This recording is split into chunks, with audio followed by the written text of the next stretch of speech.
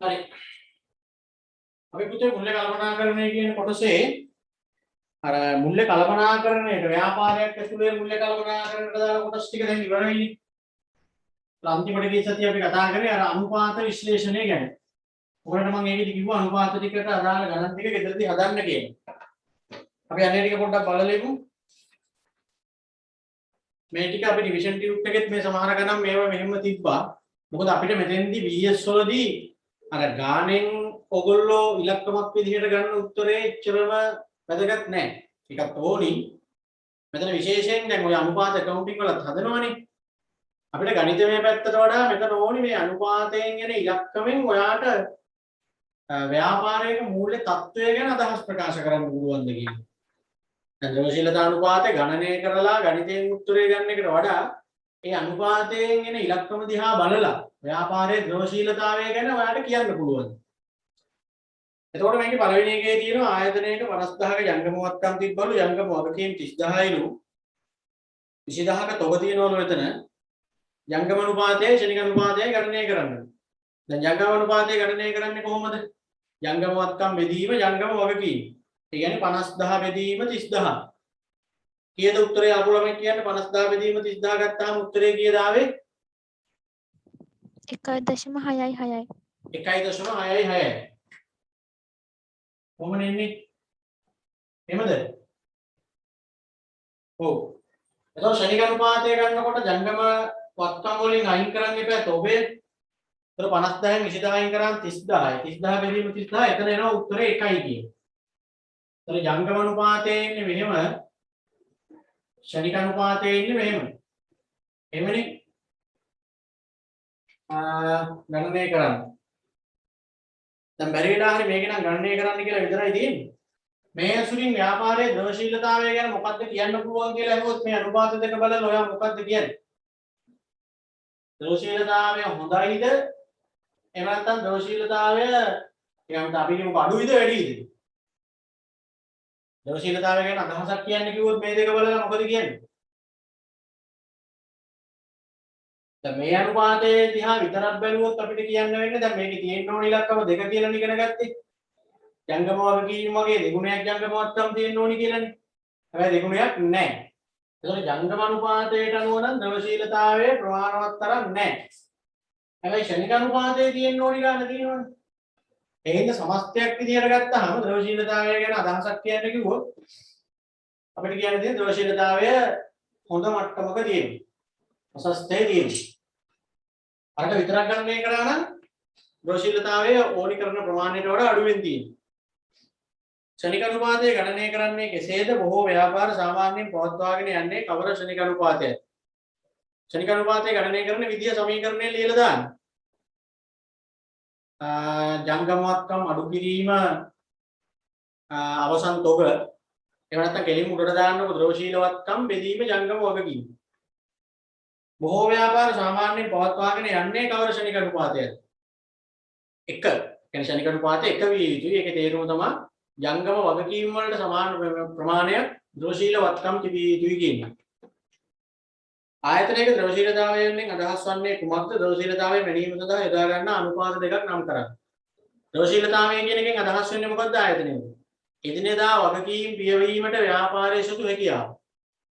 එදිනෙදා වගකීම් පියවා ගැනීමට එහෙම නැත්නම් එදිනෙදා කටයුතු කරගෙන යාමට ව්‍යාපාරයට ඇති හැකියාව.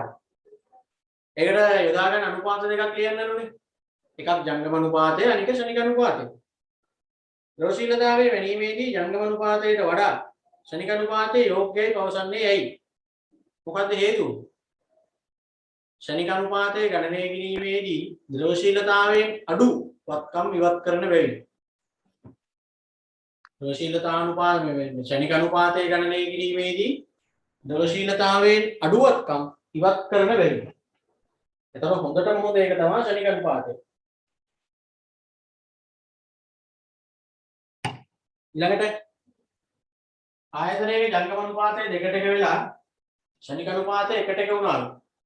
මේ දෙක සංසන්දනය කිරීමෙන් ඔබට ලැබිය හැකි නිගමනය කුමක්ද කියලා අහනවා. ඔය දෙකට එක එකට එක කියන එක අපි ගමුකෝ මෙහෙම 2යි 1යි. ජංගම අනුපාතය 2 ශනික අනුපාතය 1. මොකනේ කියන්නේ? ඔයගොල්ලන්ට මතක් වෙන්න ඕනේ මේක ගණනය කරන විදිහ. ජංගම අනුපාතය ගණනය කරන ඉතින් උඩට ජංගමෝත්කම් දාලා ඉතින් යන්න ජංගම වගකීම. සුළු කරලා ගත්තාම උත්තරේ එනවා 2යි කියන්නේ.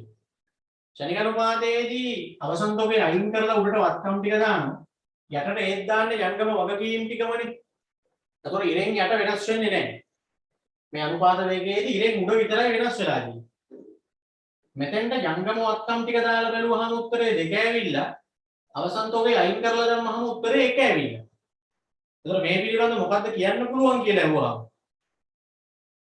ඔයගොල්ලෝ ඔබට ලියලා හරියන්නේ නැහැ මේක තිබිය යුතු ප්‍රසස්තය තියෙනවා. ඒ හින්දා මේක හොඳ තත්ත්වයක්. එහෙම ලියන්න එපා. තියෙන්න ඕනේ තත්ත්වය තියෙන එක හරි. මේක දෙක වෙලා මේ ටික වෙච්ච එකනේ අහන්නේ. එතකොට මේක ගණනය කරලා මේක ගණනය කරන්න යනකොට අයින් කරන්නේ අවසන් තොගේ විතරයි. අවසන් තොගේ අයින් කරපු පමණින්ම උත්තරේ හරියටම භාගයක් අඩු වෙලා තියෙනවා. අවසන් තොගේ අයින් කරලා ගණනය කරපු ගමන්ම ජංගමවත්කම් වලින් පිළිතුර භාගයකින් අඩු වෙලා සම්පූර්ණයෙන්. එකෙන් එන්න දෙන නිගමනය තමයි මෙම ව්‍යාපාරයේ ජංගමවත්කම් වල හරි අඩක් අවසන් තොග තිබී ඇති බව. එහෙම ලියලා තියෙනවා. මෙම ව්‍යාපාරයේ ජංගමවත්කම් වල හරි අඩක් තොග අන්තර්ගත වී ඇති බව. හරි අඩක් තොග අන්තර්ගත වී ඇති බව. ඒක තමයි නිගමනය. මේ ව්‍යාපාරයේ හරියටම අවසන් මේ ජංගම වත්කම් වලින් භාගයක්ම තිබිලා තියෙන්නේ තොග. එහෙම ලියලා තියෙනවා.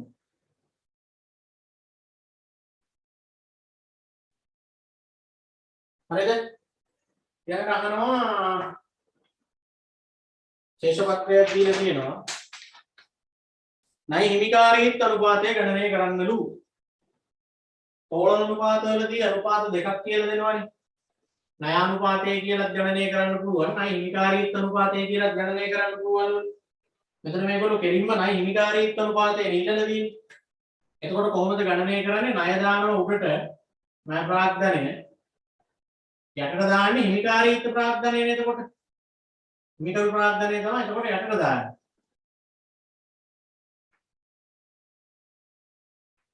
එතකොට කීයද මේකේ ණය?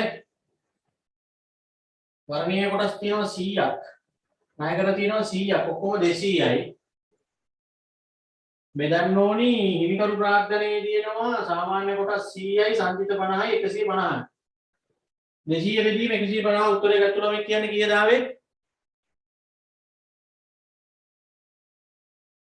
අග්ගාලා කියන්නේ 200 බෙදීම 150 කීයද? කැල්කියුලේටර් එහෙමත් තියෙනවනේ ඔයගොල්ලෝ ගාවට අග්ගාලා කියන්නේ. දනුත් මලීෂ කියන අග්ගාලා උත්තරේ කීයද ආවේ? 1.3යි. හා? 1.3යි සර්. 1.3යි.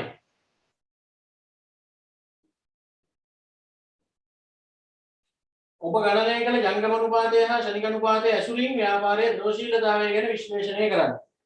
ඒකට ඉතින් ගණනය කරලා ඉන්න එපා. ජංගම අනුපාතය ගණනය කරන්න කීය දෙන්නේ බලන්න. ජංගම වත්කම් බෙදීම ජංගම වගකීම් 110 100 210 50 260 බෙදීම 160 230යි. මේකෙන් තමයි ජංගම අනුපාතය ඉන්නේ. කීයද ආවේ?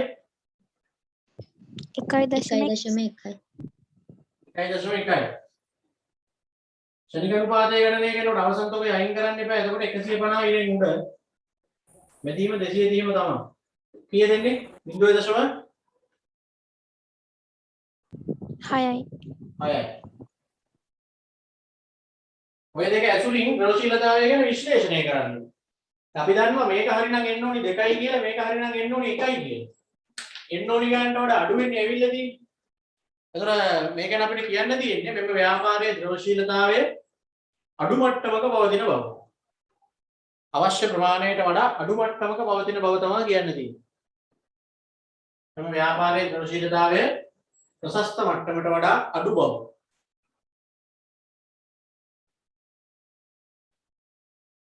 ඔබ ගණනය කළ ණය හිමිකාරීත්ව අනුපාතය ඇසුරින් මෙම ව්‍යාපාරයේ තෝලනය ගැන කුමක් කිව හැකිද?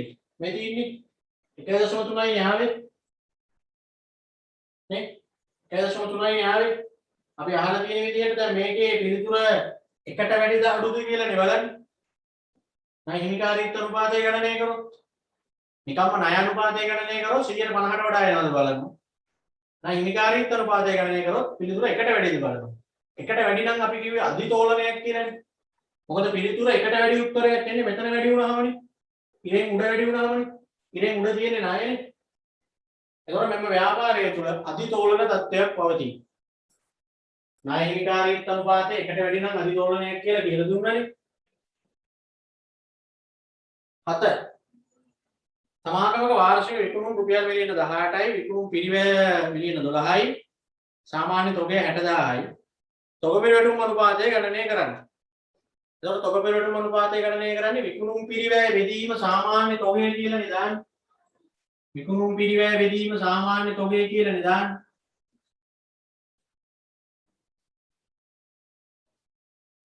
විකුණුම් පිරිවැය බෙදීම සාමාන්‍ය තොගය.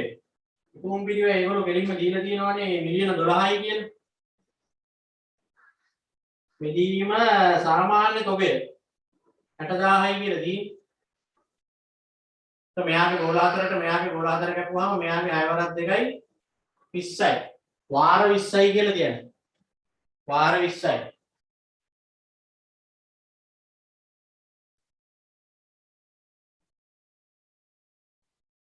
හරිද? ඊළඟට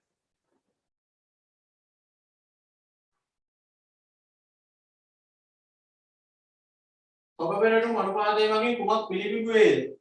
මොකද්ද පිළිබිඹු වෙන්නේ? ව්‍යාපාරයේ තොගය විකුණුම් බවට පත් වූ වාර ගණන පිළිබිඹු වේ. ව්‍යාපාරයේ තොගය විකුණුම් බවට පත් වූ වාර ගණන පිළිබිඹු වේ.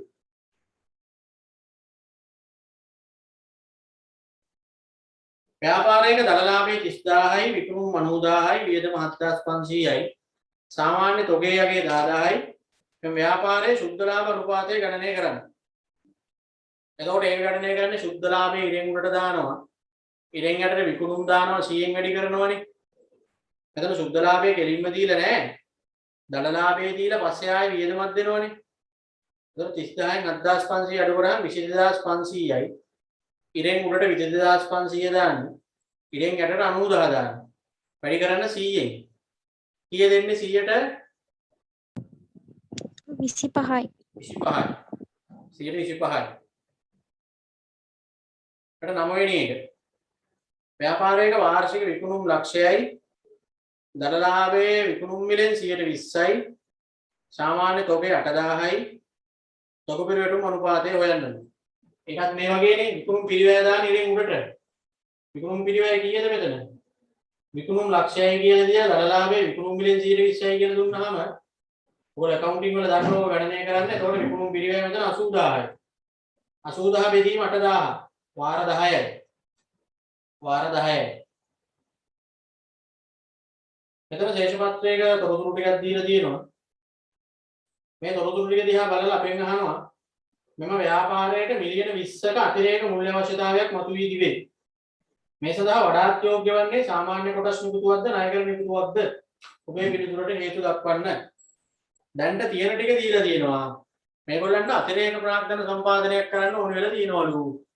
වඩාත් ගැලපෙන්නේ කොටස් නිකුත් කරන එකද ණයකර නිකුත් කරන එකද කියලා අහනවා. කොහොමද අපි ඒක අයිඩියා ගන්න? එහෙම හිතන්න නම් ඒක තීරණය කරන්න නම් මුලින් ගණනය කරන්න වෙනවා මෙතන තෝලන අනුපාතය. මුලින්ම තෝලන අනුපාතය ගණනය කරන්න වෙනවා. ඒකෙදි ඕගොල්ලන්ට ඕන නම් ණය අනුපාතය පුළුවන් ඕන නම් ණය හිමිකාරීත්ව අනුපාතය ගණනය කරගන්න පුළුවන්. දෙකෙන්ම තෝලනයේ එන්නේ. තියෙන තෝලනය බලලා ඉපේ අතිරේක ප්‍රාග්ධනයේදී කොටස් ණය කරද නිකුත් කරන්නේ කියලා තීරණය කරන්න. අපි ගමුකෝ මෙතන ණය හිමිකාරීත්ව අනුපාතය ගමුකෝ. එතකොට මෙහෙන් උඩට දාන්න එපා මුළු ණය ටික. මුළු ණය ටික 30යි 60යි. හිමිකරු ප්‍රාග්ධනයේ තියෙනවා 70යි 20යි 90යි. 60 බෙදීම 90 කීය දෙන්නේ 0.0 කියන්න අපේ කෙනෙක් ටක් ගාලා ටක් ගාලා කියන වෙලාව යනවා 60 බෙදීම 90 කීයද කැල්ලේ හරි ගහලා බලලා කියන්නේ 0.6යි. 0.6යි.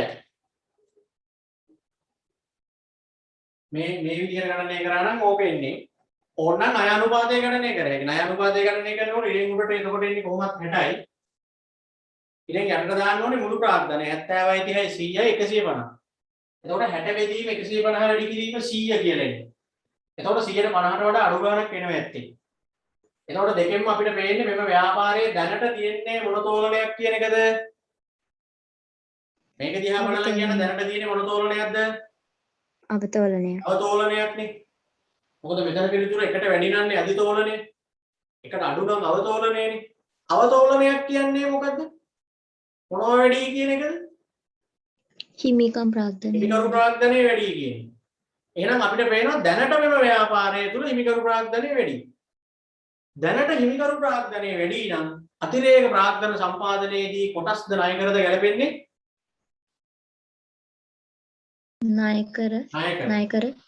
ණයකර තමයි ගැලපෙන්නේ. මොකද දැනටත් හිමිකරු ප්‍රාග්ධනය වැඩිනේ.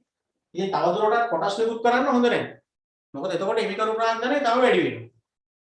ඒ හින්දා වඩාත් ගැලපෙන්නේ ණයකර නිකුත් කිරීම කියලා ලියන්න. ඒක ලියනකොට මෙන්න ව්‍යාපාරයේ තෝලන අනුපාතයට අනුව දැනට අවතෝලන තත්ත්වයක් පවතී.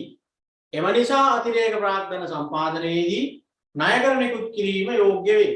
එමයි දාන්නේ. හරිද?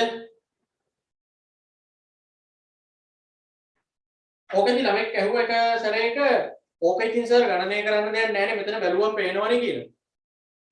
ඇයි ඉතින් මෙතන සාමාන්‍ය කොටසුයි රඳවාගත්ත ලාභයි තියෙන්නේ 90යි. ණය තියෙනවා 60ක් කියන එක පේනවනේ. එතකොට මෙතන දැනට අවතෝලනයක් තියෙනවා කියලා පේනවනේ. ගණනය කරන්න ඕනේ නැහැ නේ කියලා ඇහුවා. ඔව් ඒ වුණාට දැන් අපි මෙතන පේපර් එකකටනේ උත්තරේ ලියන්නේ.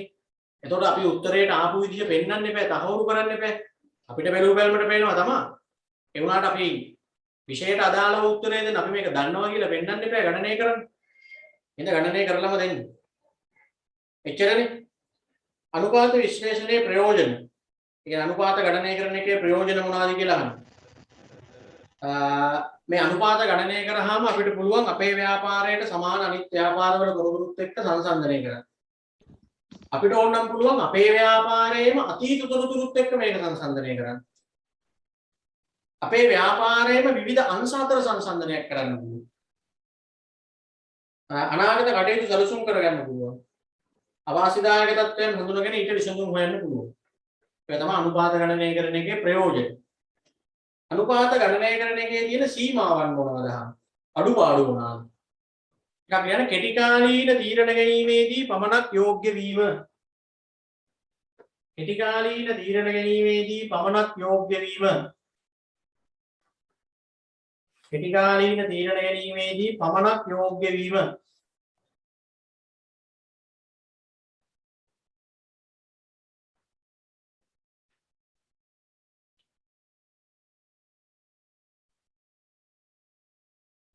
එතන මූල්‍ය ප්‍රකාශනවල වැරදි තිබුණොත් අනුපාතවලදීද ඒවා බලපෑම.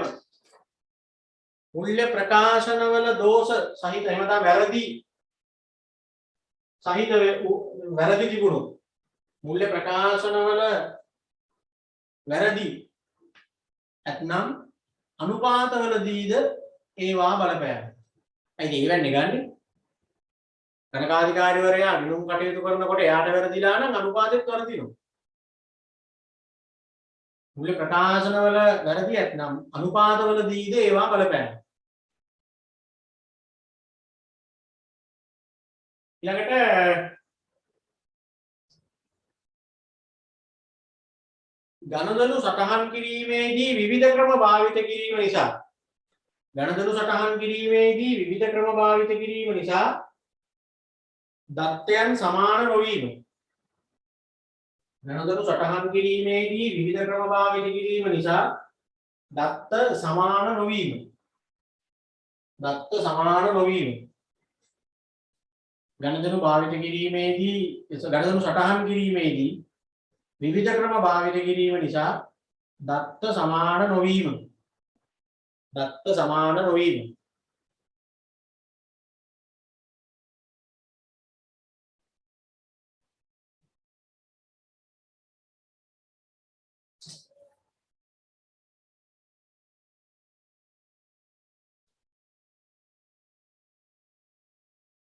ඊළඟට ඇස්තමේන්තු තොරතුරු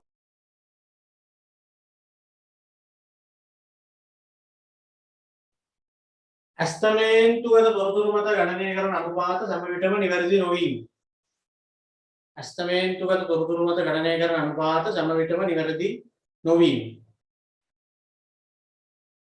හරි.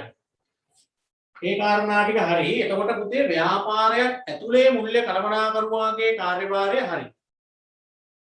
ඒගොල්ලන්ට තියෙන්නේ යෝග්‍ය මාර්ග වලින් අර මුදල් සම්පාදනය කර ගැනීම සම්බන්ධ කටයුතු ටිකයි. ඒවා ඵලදායී මාර්ග වල යෙදවීම සම්බන්ධ කටයුතු ටිකනේ. ඊළඟට මේ පාඩමේ වෙනමම පැත්තක් ගැන තියෙන්නේ රටක මූල්‍ය පද්ධතිය ගැන. රටේ මූල්‍ය පද්ධතිය ගැන පොඩ්ඩක් කතා කරන්න තියෙනවා. මේවා සමහර ඒවා මුදල් පාඩමේදී අපි ඉගෙනගෙන තියෙනවා. මුදල් පාඩමේදීම කියලා දෙනවා රටක මූල්‍ය පද්ධතිය කියන්නේ මොකක්ද කියන්නේ. පද්ධතියක් කියන්නේ අණු කොටස් කීපයක එකතුවක් කියන එකනේ. දැන් අපි මේ කතා කරන්නේ රටේ මූල්‍ය පද්ධතිය. අණු කොටස් කීපයක එකතුවටනේ පද්ධතියක් කියලා කියන්නේ. එතකොට මූල්‍ය පද්ධතිය කියන්නේත් එහෙම තමයි. රටේ තියෙන මෙන්න මේවා එකතු. රටේ තියෙනවානේ මූල්‍ය ආයතන මේ ටිකයි. රටේ තියෙනවානේ මූල්‍ය උපකරණ මේ ටිකයි. රටේ තියෙනවානේ මූල්‍ය වෙළඳපොළවල් ඒවයි. රටේ තියෙනවානේ මූල්‍ය යටිදල පහසුකම්. මෙන්න මේ සේරම ටික ගත්තම අපි ඒකට කියනවා මේ තමයි රටක මූල්‍ය පද්ධතිය. පද්ධතියක් කියන්නේ කොටස් කීපයක එකතුවක්. එතකොට රටක මූල්‍ය පද්ධතිය කියලා අදහස් කරන්නේ මෙන්න මේ ආයතන ගොඩේ මෙන්න මේ කොටස් ටිකේ එකතුව. මූල්‍ය ආයතනයි, මූල්‍ය උපකරණයි, මූල්‍ය වෙළඳපොළවල්, මූල්‍ය යටිදල පහසුකම්. මේ සෙට් එකටම එකට කියන නම තමයි මූල්‍ය පද්ධතිය. බලන්න. රටක ආර්ථිකයක මූල්‍ය තීරණ ක්‍රියාත්මක කරන මූල්‍ය වෙළඳපොළවල්, මූල්‍ය ආයතන, මූල්‍ය උපකරණ, මූල්‍ය යටිදල පහසුකම්. මොකද මේ සෙට් එකම නැතුව බෑනේ ගණිතනු කරන්න. දැන් මූල්‍ය ආයතන තිබ්බට වැඩක් නැහැ නේ. ඒවා ගණිතනු කරන්න මූල්‍ය උපකරණ තියෙන්නේ මේ. මූල්‍ය උපකරණ විතරක් තිබ්බට වැඩක් නැහැ. ඒවට ඕනි කරන යටිදල පහසුකම් තියෙනවා. ඒ වගේම මේ මූල්‍ය ගණිතනු කරන්න මූල්‍ය වෙළඳපොළවල් නිර්මාණය වෙලා තියෙනවා. කොටස් වෙළඳපොළවල්, භණ්ඩාගාර බිල්පත් වෙළඳපොළවල්. ඒ හින්දා ඔක්කොම ගත්තම තමයි අපි ඒකට කියන්නේ රටක මූල්‍ය පද්ධතිය කියන්නේ. මේ සමස්ත මූල්‍ය පද්ධතිය තුලින් සිද්ධ වෙන ප්‍රධානම කාර්යභාරය තමයි මූල්‍ය අතරමැදිකරණය කියලා කියනවා. ඒ කියන්නේ මූල්‍ය පද්ධතිය කියන එකෙන් කෙරෙන්නේ මූල්‍ය අතරමැදිකරණයලු. මේ මොකද්ද මූල්‍ය අතරමැදිකරණය කියන්නේ? මේ මූල්‍ය පද්ධතිය කියන්නේ මොකක්ද කියලා දැන් දන්නවනේ. අර සෙට් එකටමනේ කියන්නේ. ඒ සෙට් එකෙන්ම කෙරෙන්නේ ළමයි මෙච්චරයි. අතිරික්ත ඒකකවල තියෙන සල්ලි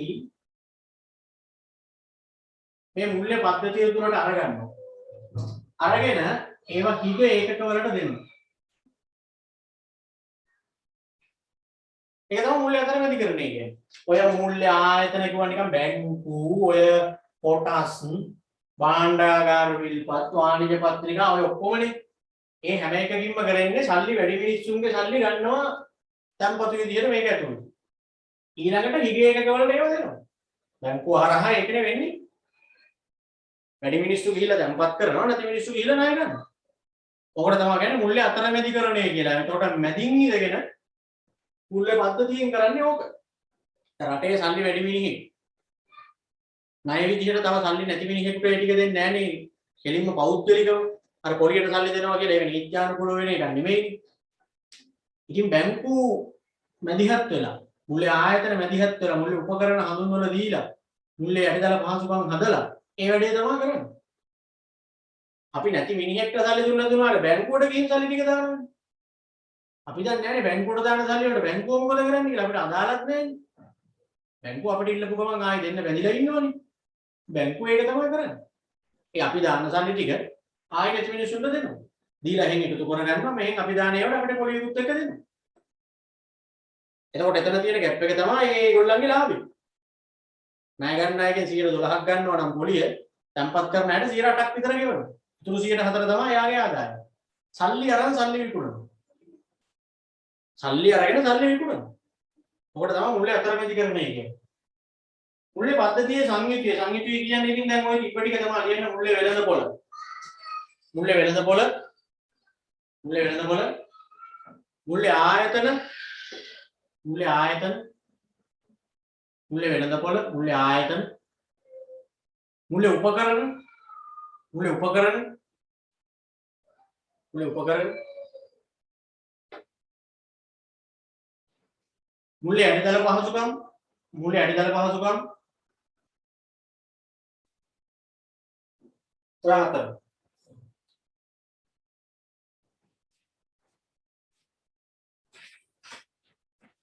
ඕකේ मूल्य ආයතන मूल्य උපකරණ කිව්වම නම් අපි දන්නවා मूल्य අඩිතල පහසුකම් කියන්නේ මොනවද කියලා එකපාරට ඔලුවට එන්නේ නැහැ. සාමාන්‍ය රටක අඩිතල පහසුකම් කියන්නේ මහා මාර්ග වරාය ගුවන්තොටුපළ පොළොවනේ. मूल्य අඩිතල පහසුකම් කියන්නේ ඔය मूल्य ගණදෙනු කරගනිද්දී අපිට සහාය වෙන එක එක පහසුකම් සපයන අය. ඒක පද්ධති. දැන් එකක් තමයි කියන්නේ තත්කාලීන දලපියවුම් පද්ධතිය. ඒකෙන් ගොඩක් දේවල් අපිට කරලා දෙනවනේ. RDGS කියන්නේ තත්කාලීන දලපියවුම් පද්ධතිය.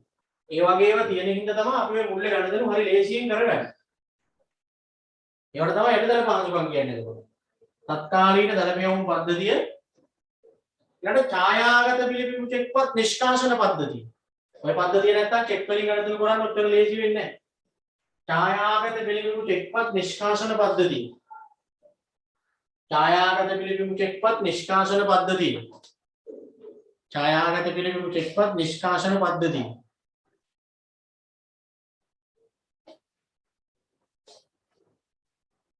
ඡායාගත පිළිබිඹු චෙක්පත් නිෂ්කාශන පද්ධතිය.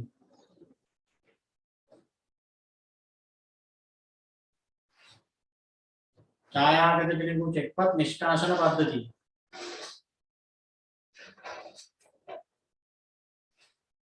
ඊළඟට නිර්ලේඛන සුරකුම්පත් පියවුම් පද්ධතිය.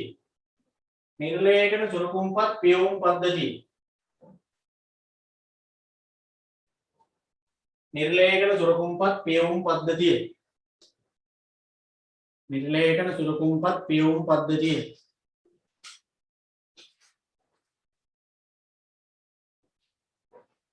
නිර්ලේඛන සුරකුම්පත් පියවුම් පද්ධතිය.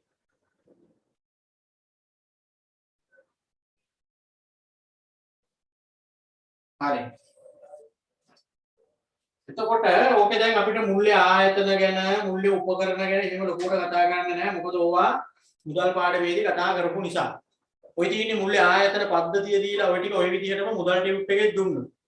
මුල්‍ය ආයතන කිව්වහම ලංකාවේ මුල්‍ය ආයතන ටික ඔන්න ඔය විදිහට වර්ගීකරණය කරනවානේ.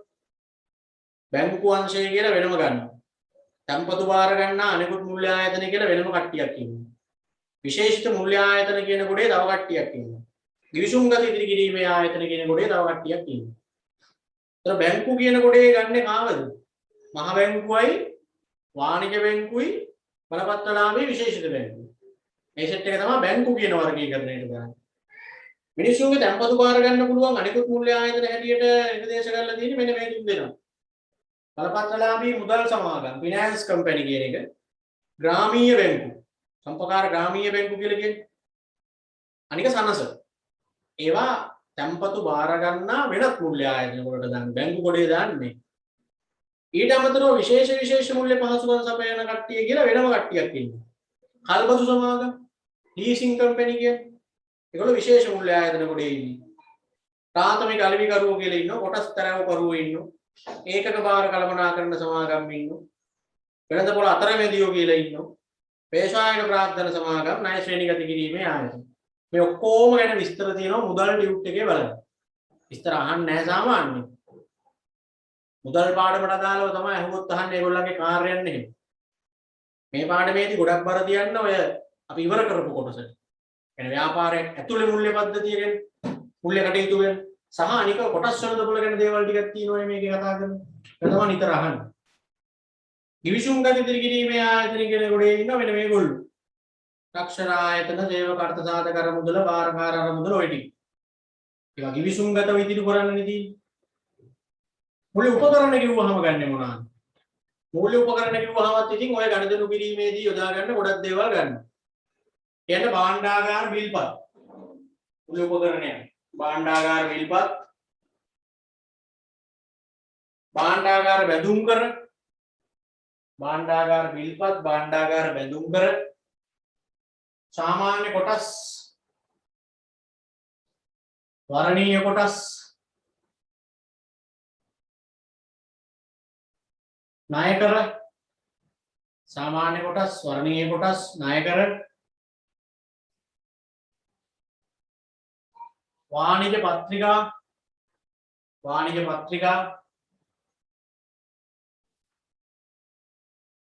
තැන්පතු සහතික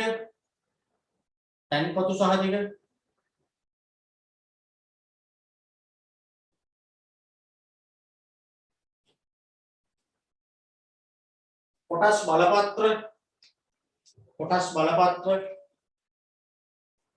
ඔය ටිකක් ලියාගත්තා නැති ඕවා නිකන් අර දැනගන්න නිකන් මුල්‍ය උපකරණ හැටියට විස්තර කතා කරන්න තියෙන්නේ මුල්‍ය වෙළඳ පොළ ගැන. මුල්‍ය වෙළඳ පොළවල් කියන්නේ මොනවද එතකොට? දැන් වෙළඳ පොළ කියන වචනයට අවධානය දෙන්නකො. වෙළඳ පොළ කියන සංකල්පය අපි ඉගෙනගෙන තියෙනවා පළවෙනි පාඩමේදීම විකිණීමයි මිලට ගැනීමයි සිද්ධ වෙනවා නම් එතන වෙළඳ පොළක්. ඒක කොතනද කියලා අදාළ නැහැ. අද කාලේ ඒකට නිශ්චිත තැනක් තියෙන්න ඕනිත් නැහැ. අන්තර්ජාලය හරහා වුණත් වැඩේ කෙරෙනවා. වැඩ දෙකයි වෙන්න ඕනි. මිලට ගැනීමයි විකිණීමයි තමයි වෙන්න ඕනේ. එතකොට කවුද චරිත දෙක? ගැනුම් කරුයි විකුණුම් කරුයි. මෙන්න මේ චරිත දෙක සම්බන්ධ වෙලා මෙන්න මේ මිලට ගැනීම විකිණීම කියන වැඩ දෙක සිද්ධ වෙනවා නම් එතන තියෙන්නේ වෙළඳ පොළ. එතන මූල්‍ය වෙළඳ පොළ කියලා කිව්වහම එහෙමම තමයි. මිනිස්සු මුදල් මිලට ගැනීම විකිණීම කරනවා. මුදල් මිලට ගැනීම විකිණීම. ඒ වචනේ ඇතයිනේ මුදල් මිලට ගන්නවා මුදල් විකුණනවා කිව්වහම. ඕක ඉතින් අර මුදල් ලබා ගැනීම අර මුදල් සැපයීම. එහෙමයි කියන්නේ. අර මුදල් සපයන අය ඉන්නවා අර මුදල් ඉල්ලුම් කරන අය ඉන්නවා. තමන්ගාව තියෙන සල්ලි යම් තැන්වල ආයෝජනය කරන කට්ටිය ඉන්නවා. ඒ කියන්නේ අර මුදල් සපයන්න. තමන්ගේ යම් දේවල් වලට අර මුදල් ලබා ගන්න ඕනි කට්ටිය ඉන්නවා ඉල්ලුම් කරන්න. මෙන්න මේ දෙගොල්ලෝ අතරේ යම් සම්බන්ධයක් හැදෙනවා නම් සම්බන්ධය කියන්නේ අර මුදල් සැපයීම හා ලබා ගැනීම සිද්ධ වෙනවා නම් කොහොම හරි කොහෙන් හරි කමන්නේ. ඉන්ටර්නෙට් එක හරහා වුණත් කමන්නේ. දැන් ගොඩක් ගන්න දෙනු වෙන්නේ එහෙමනේ. ඉතින් ඒකට අපි කියනවා මුල්‍ය වෙළඳ පොළ. ණය ගැනීම ණය දීම. තමයි දෙකෙන් කියනවා. ඒ ගණදෙනු සිද්ධ වෙන ඕනෑම තත්වයකට අපි කියනවා මූල්‍ය වෙළඳ පොළක් කියලා. හරිද? මූල්‍ය වෙළඳ පොළ එක එක විදිහට වර්ග කරලා පෙන්නන්න පුළුවන්. හැබැයි අපි එක වර්ගීකරණයයි විස්තරාත්මකව කතා කරන්නේ. ඒක ගැන දැනගත්තාම ඇති. බලන්න උතන නෝට් එකේදී මූල්‍ය වෙළඳ පොළ කියන එක අපිට පුළුවන් කල්පිරීමේ කාලය අනුව වර්ග කරන්න මෙන්න මෙහෙම. ඒ කියන්නේ වෙළඳ පොළේ ගණදෙනු වෙන උපකරණ කල්පිරෙන්නේ කොච්චර කාලෙකින්ද කියන එක මත මුදල් වෙළඳ පොළ ප්‍රාග්ධන වෙළඳ පොළ කියලා ගෑණි දෙකක් ගත්තා. කල්පිරෙන කාලය කියන්නේ වසරකට වඩා අඩුවෙන් කල්පිරෙන විදිහට ගණදෙනු වෙන්නේ වසරකට වඩා වැඩිපුර කල්පිරෙන විදිහට ගණදෙනු වෙන්නේ කියලා තමයි මෙතන බලන්නේ. වසරකට වඩා අඩුවෙන් කල්පිරෙනකොට මුදල් වෙළඳ පොළ කියලා දානවා. වසරකට වඩා වැඩියෙන් කල්පිරෙනකොට ප්‍රාග්ධන වෙළඳ පොළ කියලා දානවා.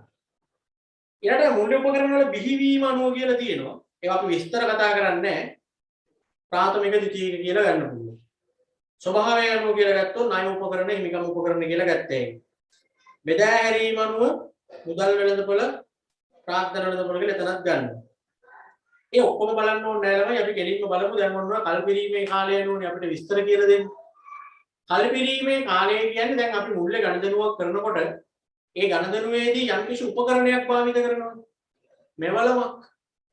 ඒ මෙවලම තමයි උපකරණ තමයි දැන් ඔය ලියාගත්තේ ඉස්සෙල්ලා. භාණ්ඩගාර විල්පත් බඳුන් කර සාමාන්‍ය කොටස් වර්ණීය කොටස් ණය කරගන්න. ඔය උපකරණ කොටේ තියෙනවා වසරකට අඩු කාලයකින් කල්පිරෙන විදිහට ගණදෙනු කරන්නේ. ඒ වගේම ඔය කොටේ තියෙනවා වසරකට වඩා වැඩි කාලයකට දාලා ගණදෙනු කරන්නේ. දැන් ඔයගොල්ලන්ට රිවිෂන් එකේ මේ පාඩම කරපු හින්දා දැන් භාණ්ඩගාර බිල්පත් ගත්තොත් අපි දන්නවා වසරකට වඩා අඩු වෙන්නේ කල්පිරෙන්නේ. මාස 3 6 12 කියලා. භාණ්ඩගාර බැඳුම් කරගත්තොත් වසරකට වඩා එහාට යනවා. අන්නේ උපකරණ වල කල්පිරෙන කාලය දිහා බලලා වෙළඳ පොළවල් දෙකක් අපි කඩා ගන්නවා. මුදල් වෙළඳ පොළ කියන එකයි ප්‍රාග්ධන වෙළඳ පොළ කියන එකයි. වෙන කිසිම වෙනසක් නැහැ. තියෙන වෙනස තමයි මුදල් වෙළඳ පොළ කියලා කිව්වහම එතන තනිකර ගණදෙනු සිද්ධ වෙන්නේ වසරකට වඩා අඩු කාලයකට. ප්‍රාග්ධන වෙළඳ පොළ කියලා කිව්වහම එතන තනිකර ගණදෙනු සිද්ධ වෙන්නේ වසරකට වඩා වැඩි කාලවලදී. බලන්න මුදල් වෙළඳපොළ. ණය ඉල්ලුම් කරන්නන් හා ණය සපයන්නන් අතර කෙටි කාලීන වශයෙන් ණය ගැනීම ණය දීම සිදු වන වෙළඳපොළ මුදල් වෙළඳපොළ. එච්චරයි. වර්ෂයකට වඩා අඩුවෙන් යන්නේ. මුදල් වෙළඳපොලේ භාවිත වන උපකරණ.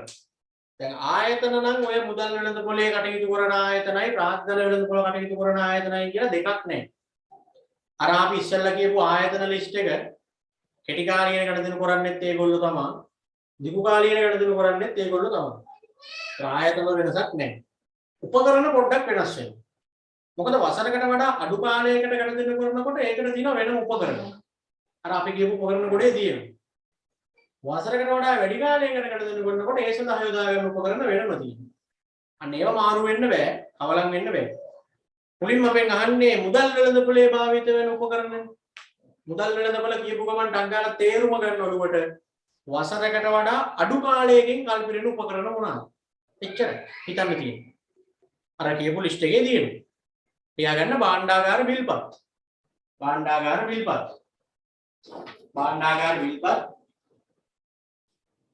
වාණිජ පත්‍රිකා. වාණිජ පත්‍රිකා. වාණිජ පත්‍රිකා. වාණිජ පත්‍රිකා.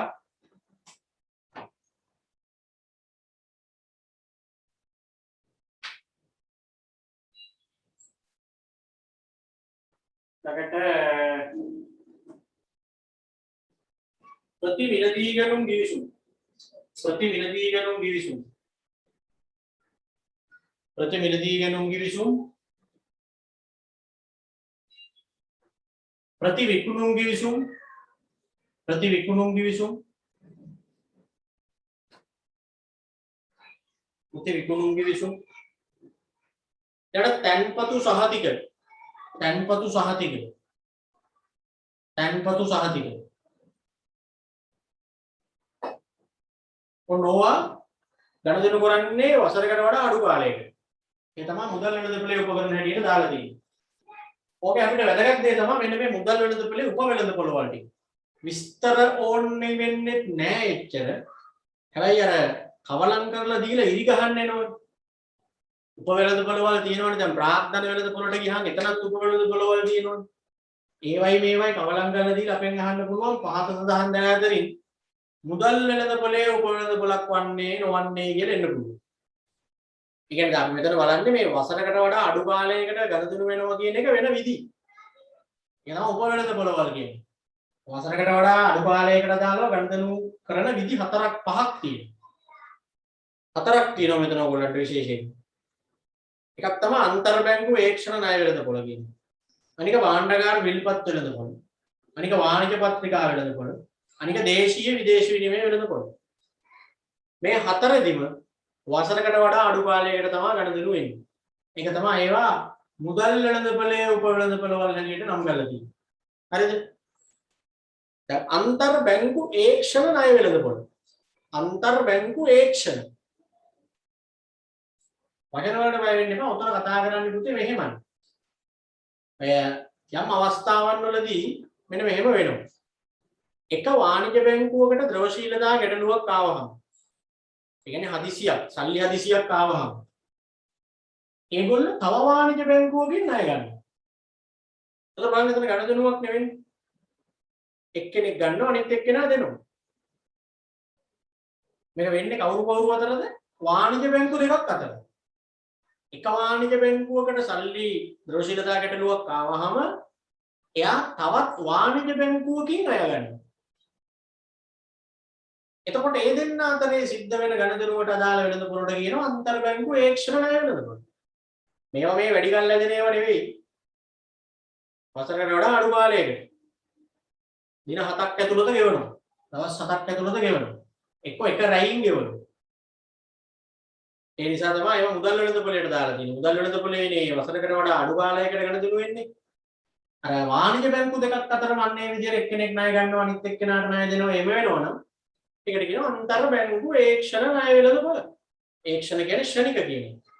හදිසියකදී. බලන්න. බැංකුව අතර කෙටි කාලීන ණය ගැනීම හා ණය දීම සිදුවන වෙළඳපොළයි. එනම් යම් වාණිජ බැංකුවකට හදිසි ද්‍රවශීලතා ගැටලුවක් පැමිණි විට අතිරික්ත මුදල් නැති වාණිජ බැංකුවකින් එම අවශ්‍යතාවය සපුරා ගනී. එම ගණන්දනු එක් රැයක හෝ දින 7ක කියලා හදාගන්න. එක් රැයක හෝ දින 7ක. අවුරුද්දක කියලා උදේ තියෙන ඒක දැන් වෙනස් වෙලා තියෙන දින 7ක කියලා හදාගන්න. එක් රැයක හෝ දින 7ක කාලයක් අතර විචලනය වේ.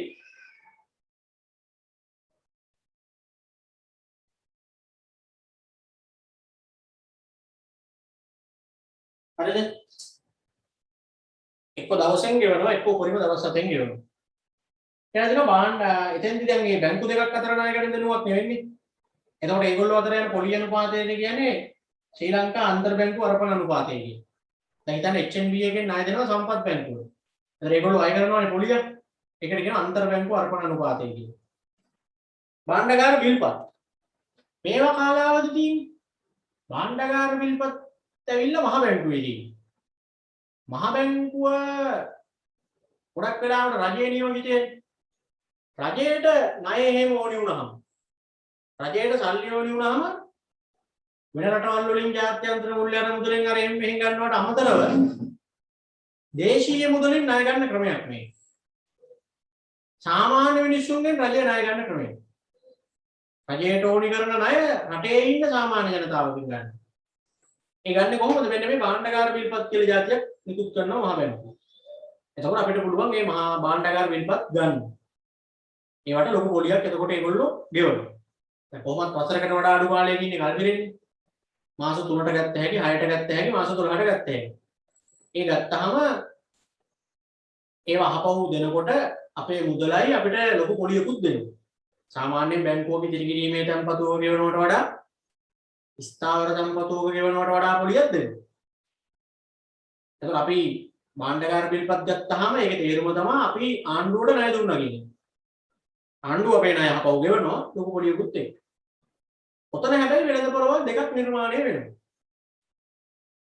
දැන් භාණ්ඩාගාර බිල්පත් නිකුත් කරනකොට මහ බැංකුවෙන් අපි වගේ සාමාන්‍ය මිනිස්සුන්ට ගිහිල්ලා මහ බැංකුවෙන් ගන්න බෑ. ඒ කියන්නේ අපි වගේ මිනිස්සුන්ට ගිහිල්ලා මහ බැංකුවත් එක්ක ඩිරෙක්ට් ගනුදෙනු කරන්න බෑ. සාමාන්‍ය මිනිස්සුන්ට. එතකොට වෙන්නේ හරිද? මහ බැංකුවට ඕවා මුලින්ම ගිහිල්ලා ගන්නවා වෙන කට්ටිය. දැන් මේක මහ බැංකුව නම් මහ බැංකුවට ගිහිල්ලා ඕවා ගන්නවා මුලින්ම ගිහිල්ලා ප්‍රාථමික වෙළෙන්දෝ කියලා කට්ටිය. අපිට යන්න බෑනේ මහ බැංකුවත් එක්ක ගනුදෙනු කරන්න. මුලින්ම ගිහිල්ලා ගන්නවා ප්‍රාථමික වෙළෙන්දෝ. මේ ප්‍රාථමික වෙළෙන්දෝ කියන්නේ ළමයි ගොඩක් වෙලාවට වාණිජ බැංකුව තමයි. ප්‍රාථමික වෙළෙන්දෝ විදිහට ලියාපදිංචි වුණාම මහ බැංකුවේ හරි. හැම වාණිජ බැංකුවක්ම කියලා කියන්න බෑ. ඒක වාණිජ බැංකුවක් විදිහට වගේම ප්‍රාථමික අලෙවිකරුවෙක් හැටියට මහ බැංකුවේ ලියාපදිංචි වෙලා තියෙනවා. ඒ වුණොත් ඒගොල්ලන්ට පුළුවන් මහ බැංකුවෙන් ගිහිල්ලා කෙලින්ම මේව ගන්න. භාණ්ඩගාර විල්පත් ගන්න. එතකොට මෙතන වෙළඳපොළක් නිර්මාණය වෙනවා නෙවෙයි. මෙයා දෙනවා මෙයා ගන්නවා. අන්න ඒක ඇවිල්ලා භාණ්ඩගාර විල්පත් පිළිබඳ අපි කියනවා ප්‍රාථමික වෙළඳපොළ කියලා. මේගොල්ලෝ අරගෙන ඇවිල්ලා අන්න අර අපි වගේ සාමාන්‍ය මිනිස්සුන්ට ඕවා එතනින් දෙන්නේ. අපිට ඕනනම් ගිහිල්ලා ඒගොල්ලන්ගෙන් ගත්තා ඒක. එන වාණිජ බැංකුව වගේ වෙන්නේ මම කිව්වේ. දැන් මට භාණ්ඩගාර විල්පත් ගන්න ඕන නම් මට ඔය ගිහිල්ලා ඇටර්නේෂනල් බැංකුව සම්පත් බැංකුව වගේ වෙන් ගත්තා ඒක. එතකොට එතනත් වෙළඳපොළක් නේ. මෙහා දෙනවා අපි ගන්න. එතකොට ඒකට කියනවා භාණ්ඩගාර විල්පත් පිළිබඳ නීතික වෙළඳපොළ. අන්න භාණ්ඩගාර විල්පත් ගණදෙනු වලදී වෙළඳපොළවල් දෙකක් නිර්මාණය වෙනවා. ප්‍රාථමික වෙළඳපොළයි නීතික වෙළඳපොළයි. පැහැදිලිද? මොනවාරි දැනගන්න දිනනවා නම් අහන්න. මහ බැංකුවෙන් තමයි මේව නිකුත් කරන්නේ රජයට ණය ගන්න ඕන වුණාම. එතකොට මේව ඩිරෙක්ට් ගිහිල්ලා අපිට ගන්න බෑ. ප්‍රාථමික අලෙවිකරුව තමයි මුලින් ගන්නෙ. එතකොට ඒ දෙගොල්ලෝ අතර කිසි වෙළඳපොළට ප්‍රාථමික වෙළඳපොළ කියනවා. ඒගොල්ලන්ගෙන් අපි ගන්නකොට ද්විතීයික වෙළඳපොළ කියලා කියනවා. ආයෙත් කොට යුක්ත වෙන්නේ. කියන භාණ්ඩාගාර විල්පත් වෙළඳපොළ කියන එක කියන්නේ මෙහෙම. භාණ්ඩාගාර විල්පත් විකිණීම හා මිලට ගැනීම සිදුවන වෙළඳපොළ. භාණ්ඩාගාර විල්පත් මිලට ගැනීම හා විකිණීම සිදුවන වෙළඳපොළ. භාණ්ඩාගාර විල්පත් මිලට ගැනීම හා විකිණීම සිදුවන වෙළඳපොළ.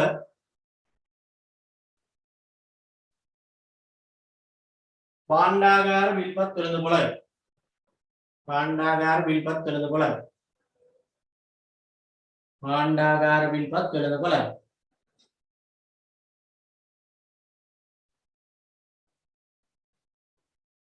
හරිද? ඕකනේ දැන් අර කෑලි දෙකක් හැදෙන්නේ. අයන්නේ ලියන්න භාණ්ඩගාර බිල්පත් පිළිබඳ ප්‍රාථමික වෙළඳපොළ කියලා. අයන්නේ ලියන්න භාණ්ඩගාර බිල්පත් පිළිබඳ ප්‍රාථමික වෙළඳපොළ කියලා. ආයන්නේ ලියන්න භාණ්ඩගාර බිල්පත් පිළිබඳ ද්විතීයික වෙළඳපොළ කියලා. ඒක හැදෙන හැටි තමයි මම ඔය ඇදලා පෙන්නුවේ. මේ දෙක හැදෙන හැටි.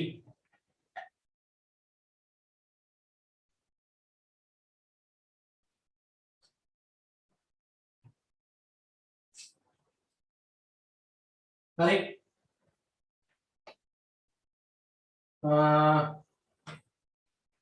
භාණ්ඩාගාර බිල්පත් ගැන පොඩ්ඩක් නිකන් කතා කරලා දෙනවා ටිකක් අර ප්‍රසිද්ධ එකක් හින්දා. භාණ්ඩාගාර බිල්පත් වල විශේෂ ලක්ෂණ. නිකුත් කරන්නේ ශ්‍රී ලංකා මහ බැංකුව. පරණ දේන කාලයේ මාස 3 6 12. එතන මතක තියාගන්න මාස 9 නෑ. මාස 3 6 12 නිකුත් කරන මුදල් වර්ගයේ ශ්‍රී ලංකා රුපියල්. මේව ගන්න පුළුවන් වෙන්නේ ලංකාවේ පුරවැසියන්ට තමයි විශේෂයෙන්. යම් යම් සීමාවන්ට යටත්ව විදේශිකයන්ට ගන්නත් පුළුවන්. ප්‍රාථමික වෙන්දේසියේ ලංසෝග අවම වටිනාකම රුපියල් මිලියන 5යි. කෙලිම මෙතනින් ගන්නකොට අඩුම මිලියන 5ක ගන්නවා. ආයෝජන ඒකකයේ අවම වටිනාකම රුපියලයි. ඒවා නිකන් දැනගෙන තියාගන්න. භාණ්ඩගාර බිල්පත් ගැන. මුල්‍ය වෙළඳපොළ සෙසුසුරු කුම්පත්තා සැසඳීමේදී භාණ්ඩාගාර බිල්පත් ඵලදායී ආයෝජන මාර්ගයක් ලෙස සැලකීමට හේතුයි. අනිත් ඒවත් එක්ක බැලුවාම මේ භාණ්ඩාගාර බිල්පත් කියන එක ඵලදායී ආයෝජන මාර්ගයක් හැටියට සැලකනවා. අනිත් ඒවත් එක්ක බැලුවාම ඒ ඇයි කියලා අනේ වගේ එකක් එන්න පුළුවන්. භාණ්ඩාගාර බිල්පත් ටිකක් ප්‍රසිද්ධයි ආයෝජකයෝ අතර. කියන්නේ ඒකට හේතුව මෙහෙම සුරක්ෂිත අවදානම් රහිත ආයෝජනයක් වීම. සුරක්ෂිත අවදානම් රහිත ආයෝජනයක් වීම. අවදානම් අඩුයි මොකද කෙලින්ම රජයටනේ දෙන්නේ. රජයේ වගකීම අසීමිතයිනේ. සුරක්ෂිත අවදානම් රහිත ආයෝජනයක් වීම. සුරක්ෂිත අවදානම් රහිත ආයෝජනයක් වීම. සුරක්ෂිත අවදානම් රහිත ආයෝජනයක් වීම.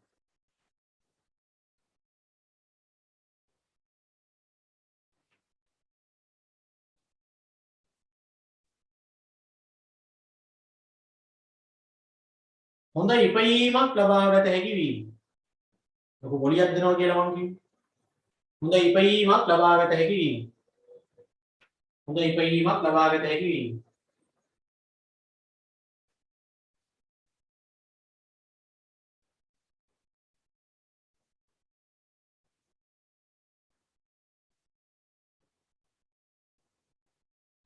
කෙටිකාලීන ආයෝජන මාර්ගයක් වීම.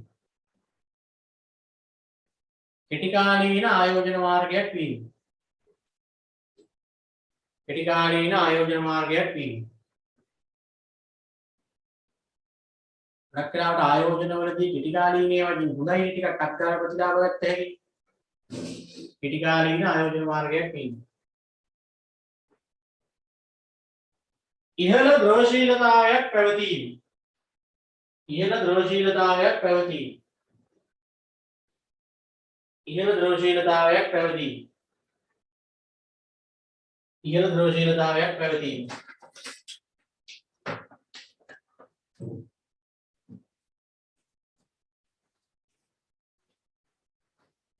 ඉහළ ද්‍රවශීලතාවයක් පැවතීම.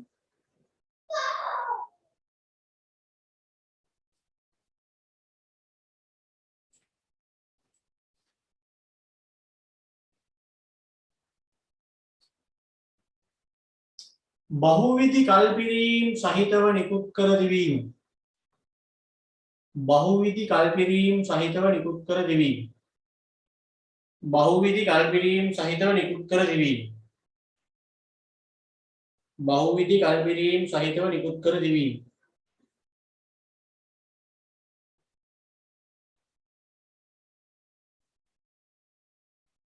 බහුවිධි කල්පිරීම් සහිතව නිකුත් කර තිබීම.